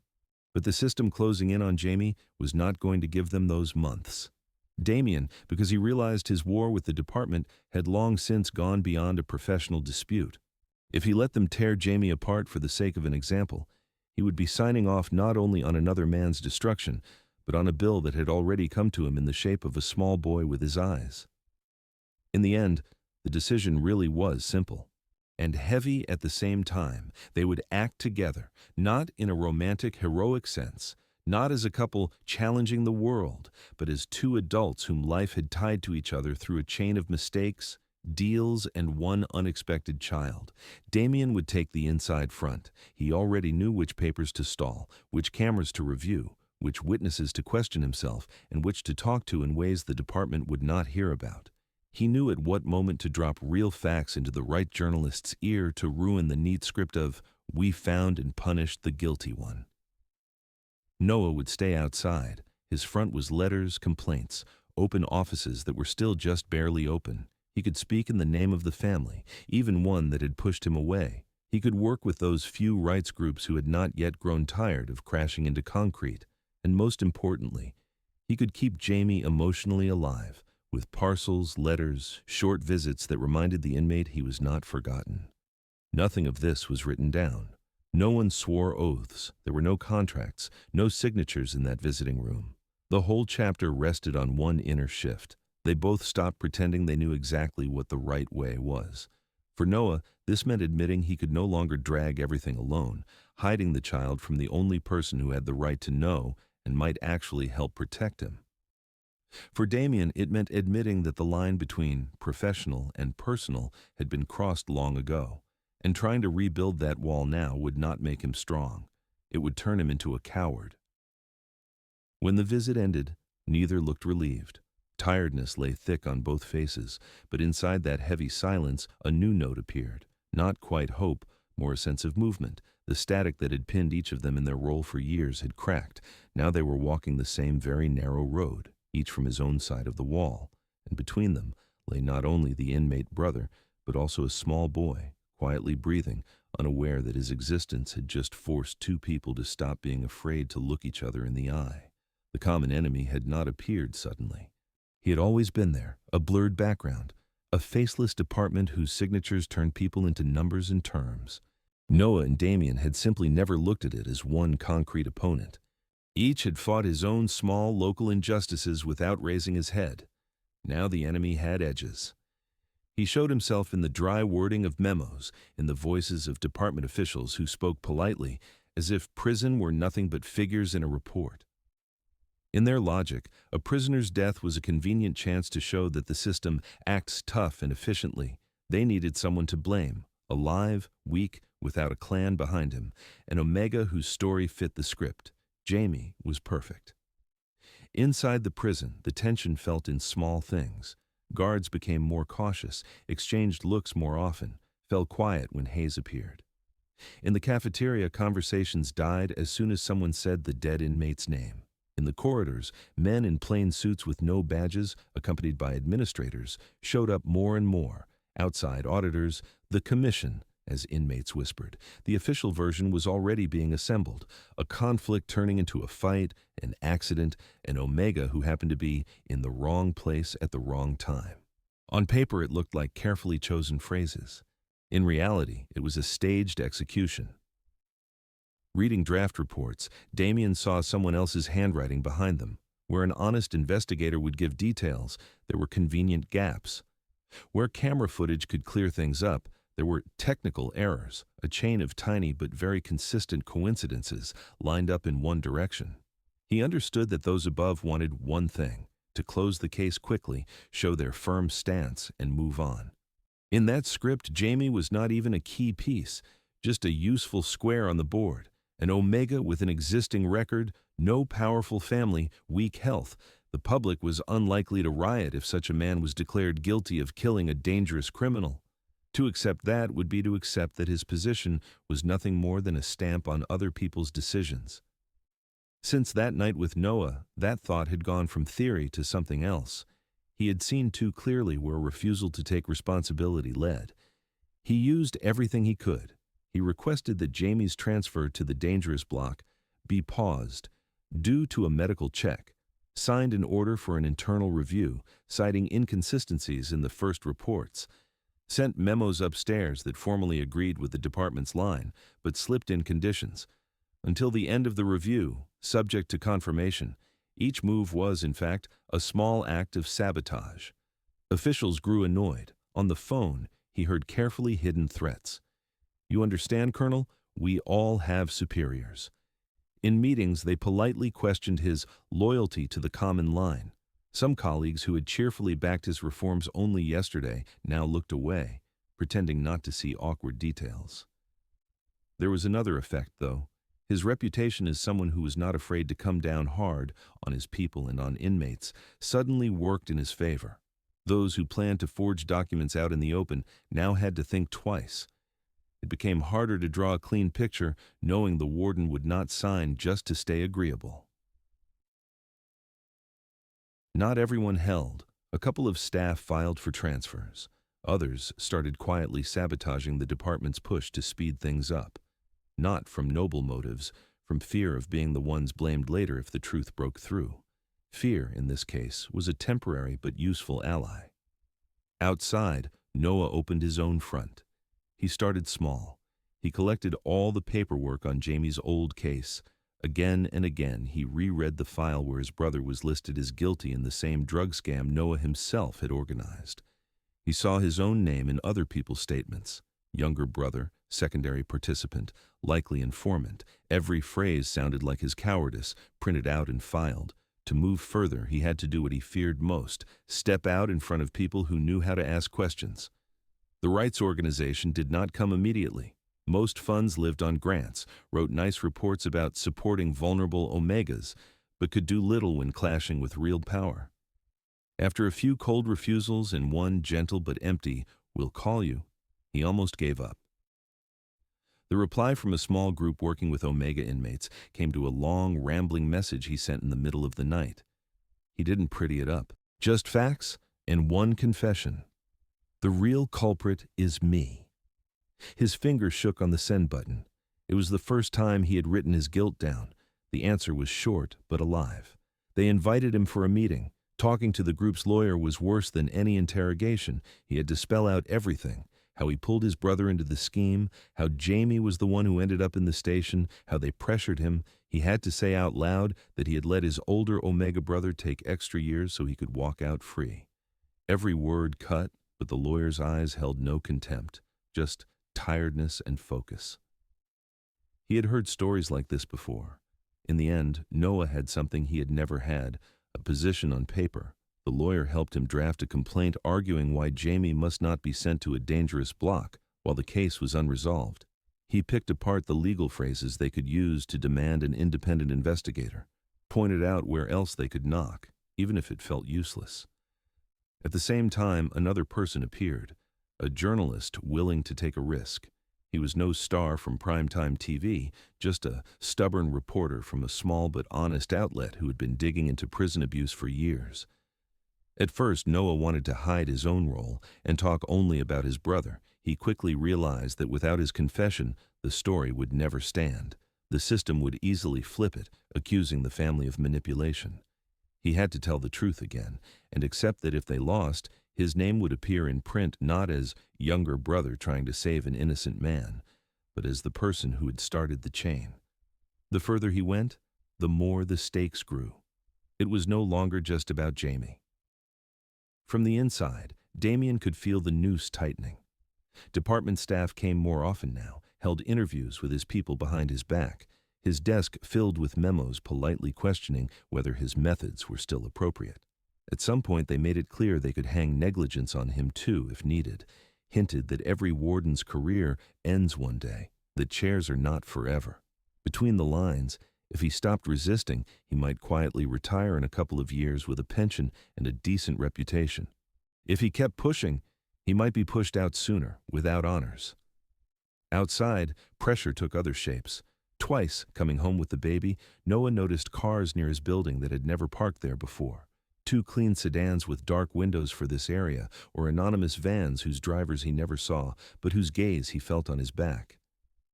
One night, an unmarked envelope appeared under his door. Inside was a copy of the complaint he had filed through the rights group, crossed out in red, and a sheet with neat handwriting. Think about the child.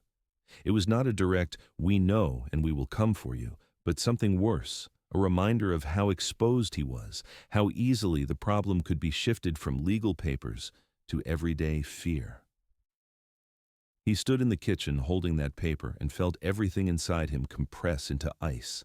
Instinct screamed, hide, move, disappear. The practical part of his brain was already counting what money he had, how long he could last in this flat, whether he could move towns without leaving a trail.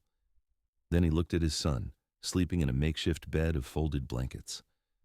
The baby's face cast a soft shadow, lashes trembling in some private dream. and fear flipped into something else, a hard, angry resolve.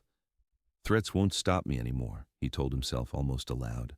For Damien, the point of no return came when they brought him the conclusion of an internal commission, written without his input. The document prepared the ground to charge Jamie. Smooth phrases blending rumors with facts, hints about unstable behavior, possible hidden ties to the deceased. He could have signed. He could have shifted part of the blame, telling himself, they decided it anyway. Could have tried to bargain, softening the wording but leaving the direction the same, another old familiar compromise with his conscience. Instead, he sent the conclusion back, adding a memo that directly pointed out the inconsistencies, lack of real evidence, and the risk of scandal if rights groups got involved. He ended it with a sentence that could cost him his career. I refuse to sign a knowingly false report. From that moment, everything became very clear. Either he and Noah would crack this specific scheme and pull Jamie out of the frame-up, or the system would crush them both, with no guarantee that even in victory, the consequences would not come later.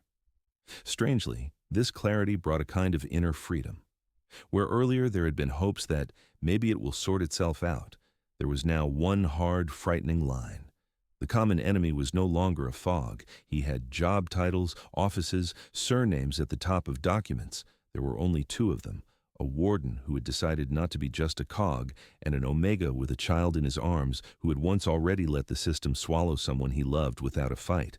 Against them stood a whole department, decades of habit and fear, someone's political plans.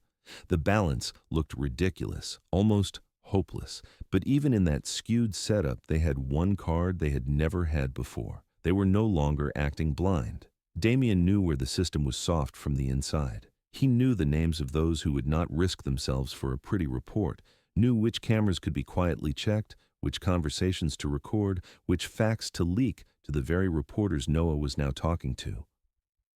Noah knew how the truth sounded outside. He had rights groups ready to make noise if the internal review suddenly stalled. He had a journalist already gathering a story, waiting only for a signal. He had the readiness to step out, not just as the inmate's brother, but as the one truly at fault, and therefore the one with the moral right to talk about a setup.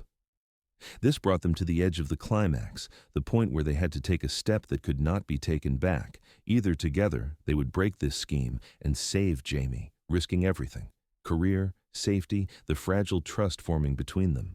Or each of them would once again choose the usual path, hide, close their eyes, tell themselves, the world is just like that. This time, the price of excuses had become too high, even for people who had spent their lives living on compromises. The courtroom looked like no room Noah had ever been in. No bars, no rough concrete, no stink of chlorine like in the prison. Here, it smelled of paper, old wood, cheap coffee from a machine, and the tension of people used to suits instead of uniforms. Noah sat on the front bench for relatives, gripping the edge so tightly his knuckles stood out. His son breathed quietly somewhere in the corridor, left with a rights worker. Even through the closed door, he felt an invisible thread linking him to the baby. The hearing started almost casually. The judge read out formulas. The prosecutor stood up and sat down in a well-worn rhythm. Jamie's case sounded dry, as if it was about anyone but a living person. An Omega with a criminal past, repeatedly violated rules, had a conflict with the deceased. The words slid out in a smooth, slick flow, flattening reality into a convenient scheme. Witnesses for the prosecution came quickly. A middle-aged guard speaking in memorized phrases, a couple of inmates whose voices carried fear and rehearsed answers. They didn't really see, couldn't say for sure, heard shouting, but it all led one way. Jamie had been in the right place at the right time to blame him. In the protocols the prosecutor read, there was not a single slip. Everything lined up like well-edited text, but Noah, listening, heard the false notes as clearly as he used to hear them in his own schemes.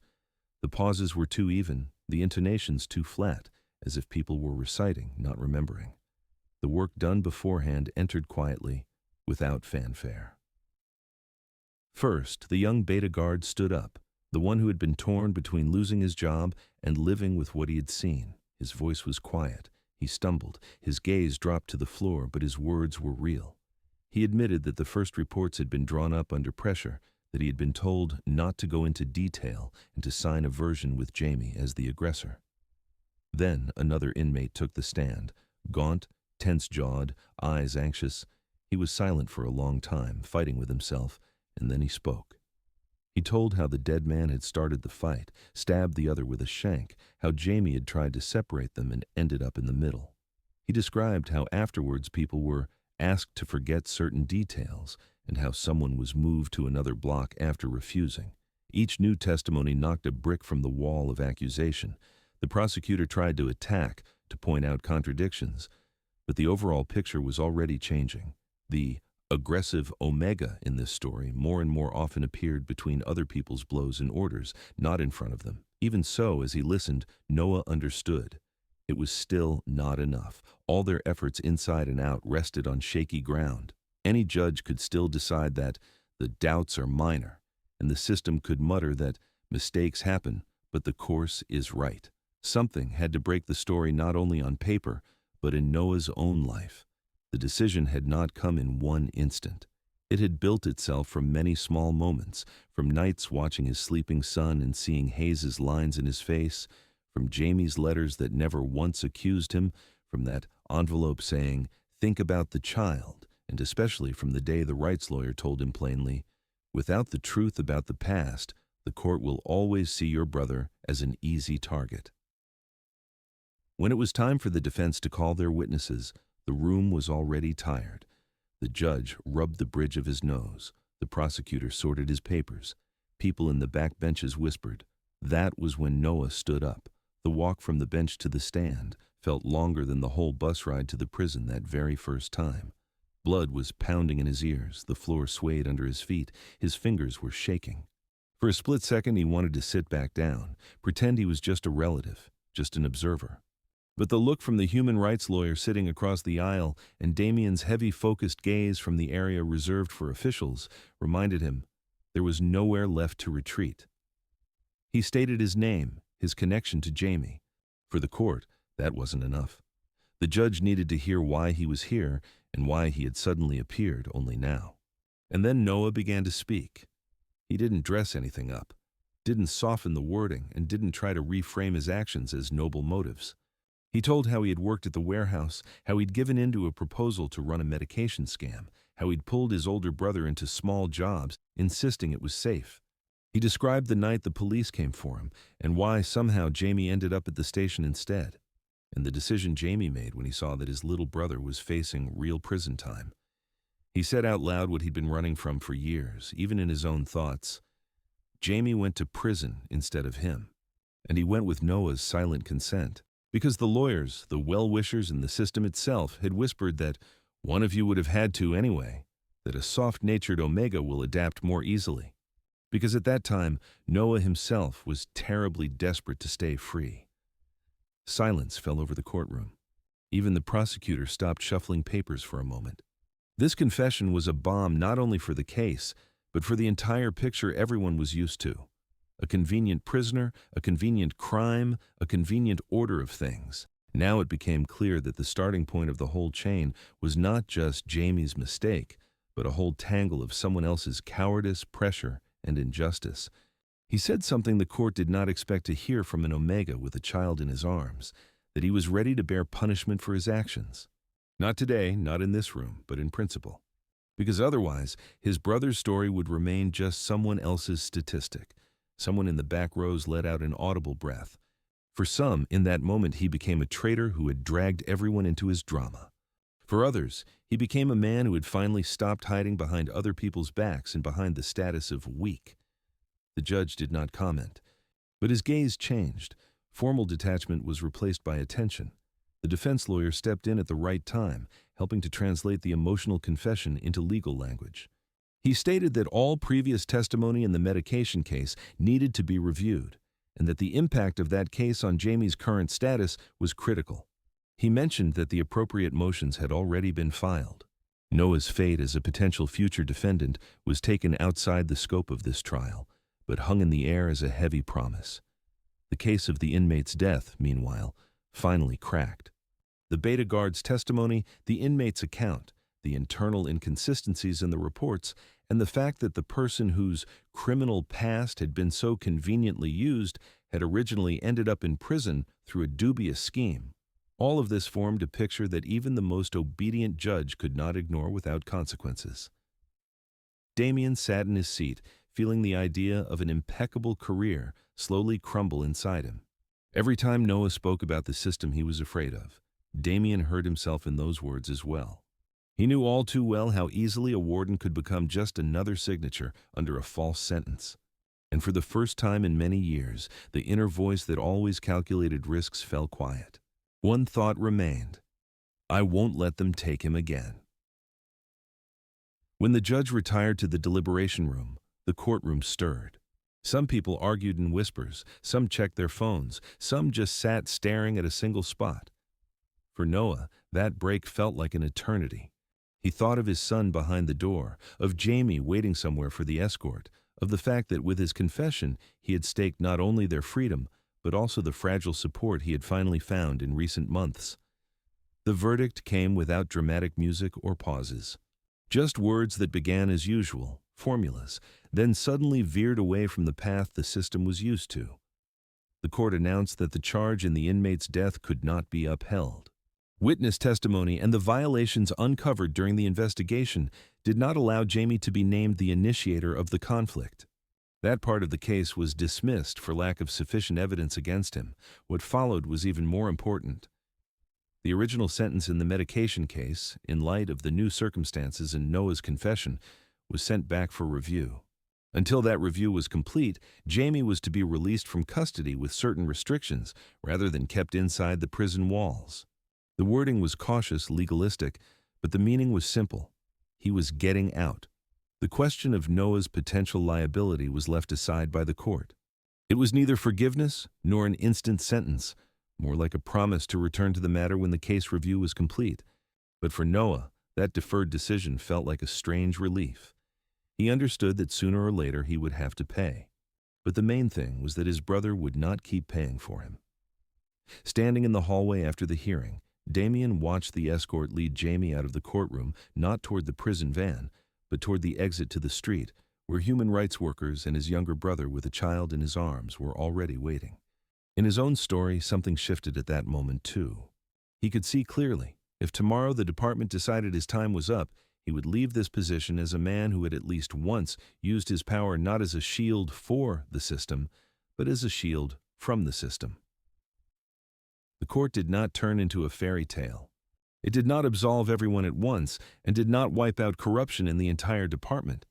But right here, in this stuffy room among stacks of documents and tired people in robes, the chain of years of injustice finally cracked for the first time. And into that crack, fresh air rushed in, for Jamie, for Noah, and for that small boy who still didn't understand how many people and decisions already stood behind his right to simply breathe free.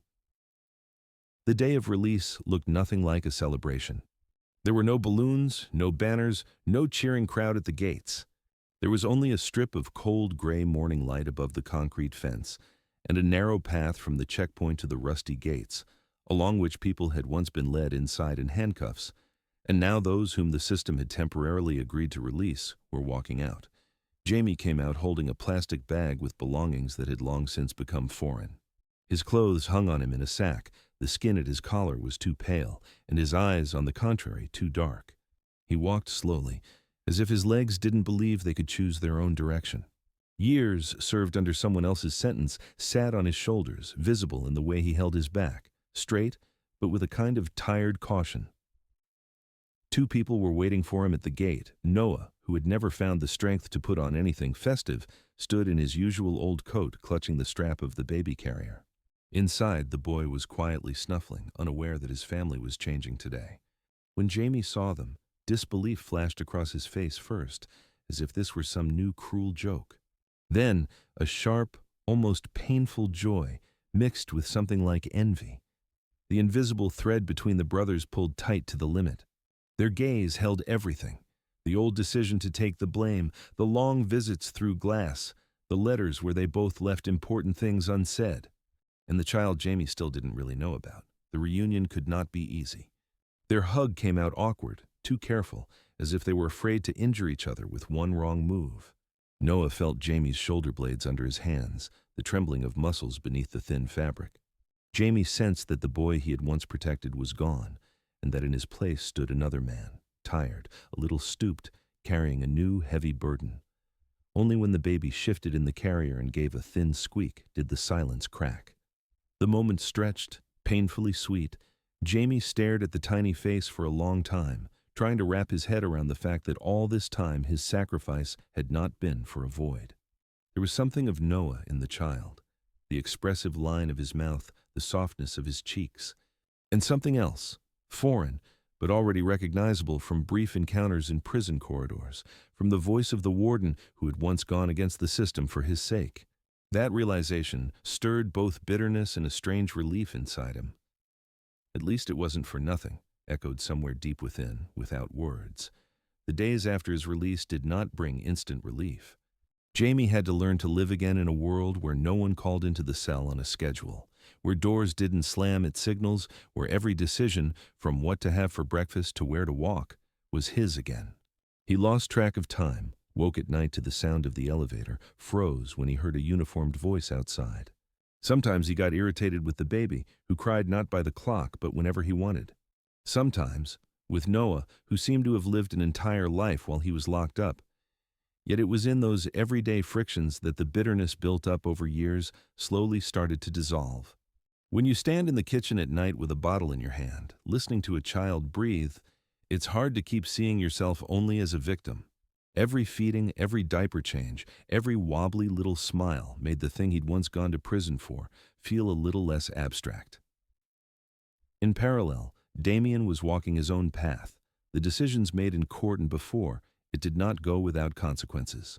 Department leadership did not like people who showed the system its cracks. Officially, everything looked proper. Restructuring the staffing model, optimizing workloads, the need to renew the management team. Unofficially, it meant one thing. He was moved from the front line to a quieter but far less influential post. The new job was far from his former power. No big reforms, no headlines. A smaller prison, a smaller staff, more transparent reporting, and fewer opportunities to push back against the system. Some colleagues found it easier to look away, to pretend they didn't understand why he'd been demoted. Others suddenly began greeting him with a different kind of respect, as if acknowledging that behind the dry reputation of a hardline warden, there had always been a person, not just a function. Damien stayed, not out of sheer stubbornness, but because he knew too well. Storming off would be a relief first and foremost for those who were comfortable with silent, compliant bosses. In the new place, he had fewer levers, but he still had the chance to change something, shift schedules, work with vulnerable inmates, adjust search protocols. Not a crusade, but quiet, obstinate persistence. For Noah, everything was only beginning. The world after the trial felt alien, not what he had imagined. It no longer had clear roles of the one who sacrifices and the one who is paid for. The boy was growing up, and there was no fear in his eyes, not of the father whose name he did not yet use, nor of the uncle who still flinched at loud sounds. Noah had to relearn simple things every day, asking for help without expecting a catch, accepting that sometimes he himself needed support, not just the people around him, speaking about his feelings without turning every conversation into a confession of guilt. It was hard. It was easier to crawl back into his old role, the one who takes all the blows. But the child who reached out for him just because he wanted to be close was breaking those habits more slowly and more reliably than any therapy. His relationship with Damien found its own pace. There was no sharp jump into romance, no scene where they suddenly realized they had always loved each other. At first, there were rare, cautious visits. The warden, who was no longer their warden, came to them after shift in regular clothes without a uniform or insignia. He brought groceries, sometimes baby things clearly bought with someone's advice. He listened to the boy babble his first nonsense syllables and stayed silent when Noah and Jamie bickered over petty things. Sometimes the old hard part of him surfaced, the habit of giving orders, making decisions for everyone. In those moments he forced himself to stop. He needs not a boss but a father, he had to repeat to himself, looking at the child sleeping peacefully on his shoulder. And he had to remember that Noah had a right to choose, to say no to his own boundaries. Noah, for his part, was learning to trust not a title, not a position, but the actual person, to accept that the man who had once used his vulnerability was also capable of working to fix the consequences of his decisions, to allow himself small steps, asking Damien to drive them to the doctor, leaving the boy with him for a few hours when he had to deal with paperwork, agreeing to go to the park together instead of hiding at home, afraid of others' eyes. The home they slowly gathered around did not look like any standard picture. From the outside, a normal, slightly shabby apartment building in a poor neighborhood. Inside, a cramped kitchen where mornings smelled of coffee and baby cereal, and evenings of medicine for Jamie, whose health never fully recovered after prison. In the hallway, a jacket of someone else's, Damien's, left like an invisible sign that he was now part of the everyday mess. On the couch, soft toys and a stack of documents for old case reviews, where Noah sometimes helped rights groups as a consultant. There were a lot of scars in that home. Jamie's scars on his arms from old fights, and in his voice from yelling in solitary. Noah's invisible but sharp scars of guilt that he now had to stitch from the inside. Damien's scars in his career, in the form of demotions and erased lines in his CV. And it was those scars that became points of contact. Each of them, in their own way, knew what it was like to be used by the system. They knew the cost of silence. They knew how terrifying it was to take a step toward someone when it was easier to stay in your own trench. It was easier for them to talk about hard things than petty ones. Prison, court, the night of the bargain. Easier than who was taking the trash out or who would be the first to admit they were tired. And still, in that everyday life, a new shape of family was forming. Not the kind where love is proved only by sacrifice. Not the kind where the alpha commands, the omega obeys, and the beta disappears into background noise. Here each of them was needed in their own way. Jamie, who could calm the child with his voice alone. Noah, who held the fragile union's nerves together. Damien, who carried in heavy bags in the sense that if someone knocked on the door with threats, there was someone to stand between. Sometimes in the evenings, when the child was already asleep, the three of them sat in that cramped kitchen. Jamie talked about looking for work and how hard it was to explain a gap in his life story. Damien shared news from his new prison, how he'd introduced a rule that Omegas weren't sent to solitary without a medical reason, or how he'd managed to get one particularly cruel guard removed. Noah listened to them both and, for the first time in many years, felt not only responsibility, but a right to simply be. He caught himself noticing that thoughts of the future were no longer painted only in dark colors, that when he looked at his son, he wasn't choked only by fear of the world, but sensed a quiet, almost imperceptible hope, that the boy would grow up not with the feeling that his life was payment for other people's sins, but with the understanding that the adults around him had at least tried to choose differently.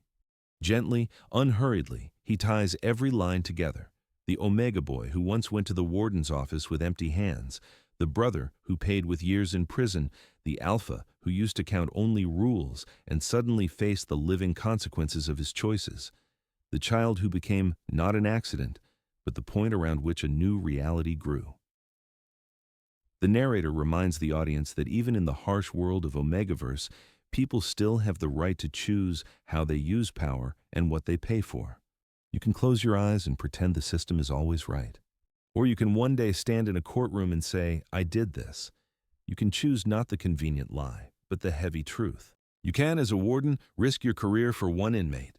You can, as an Omega, stop living only as payment and start building something you want to keep.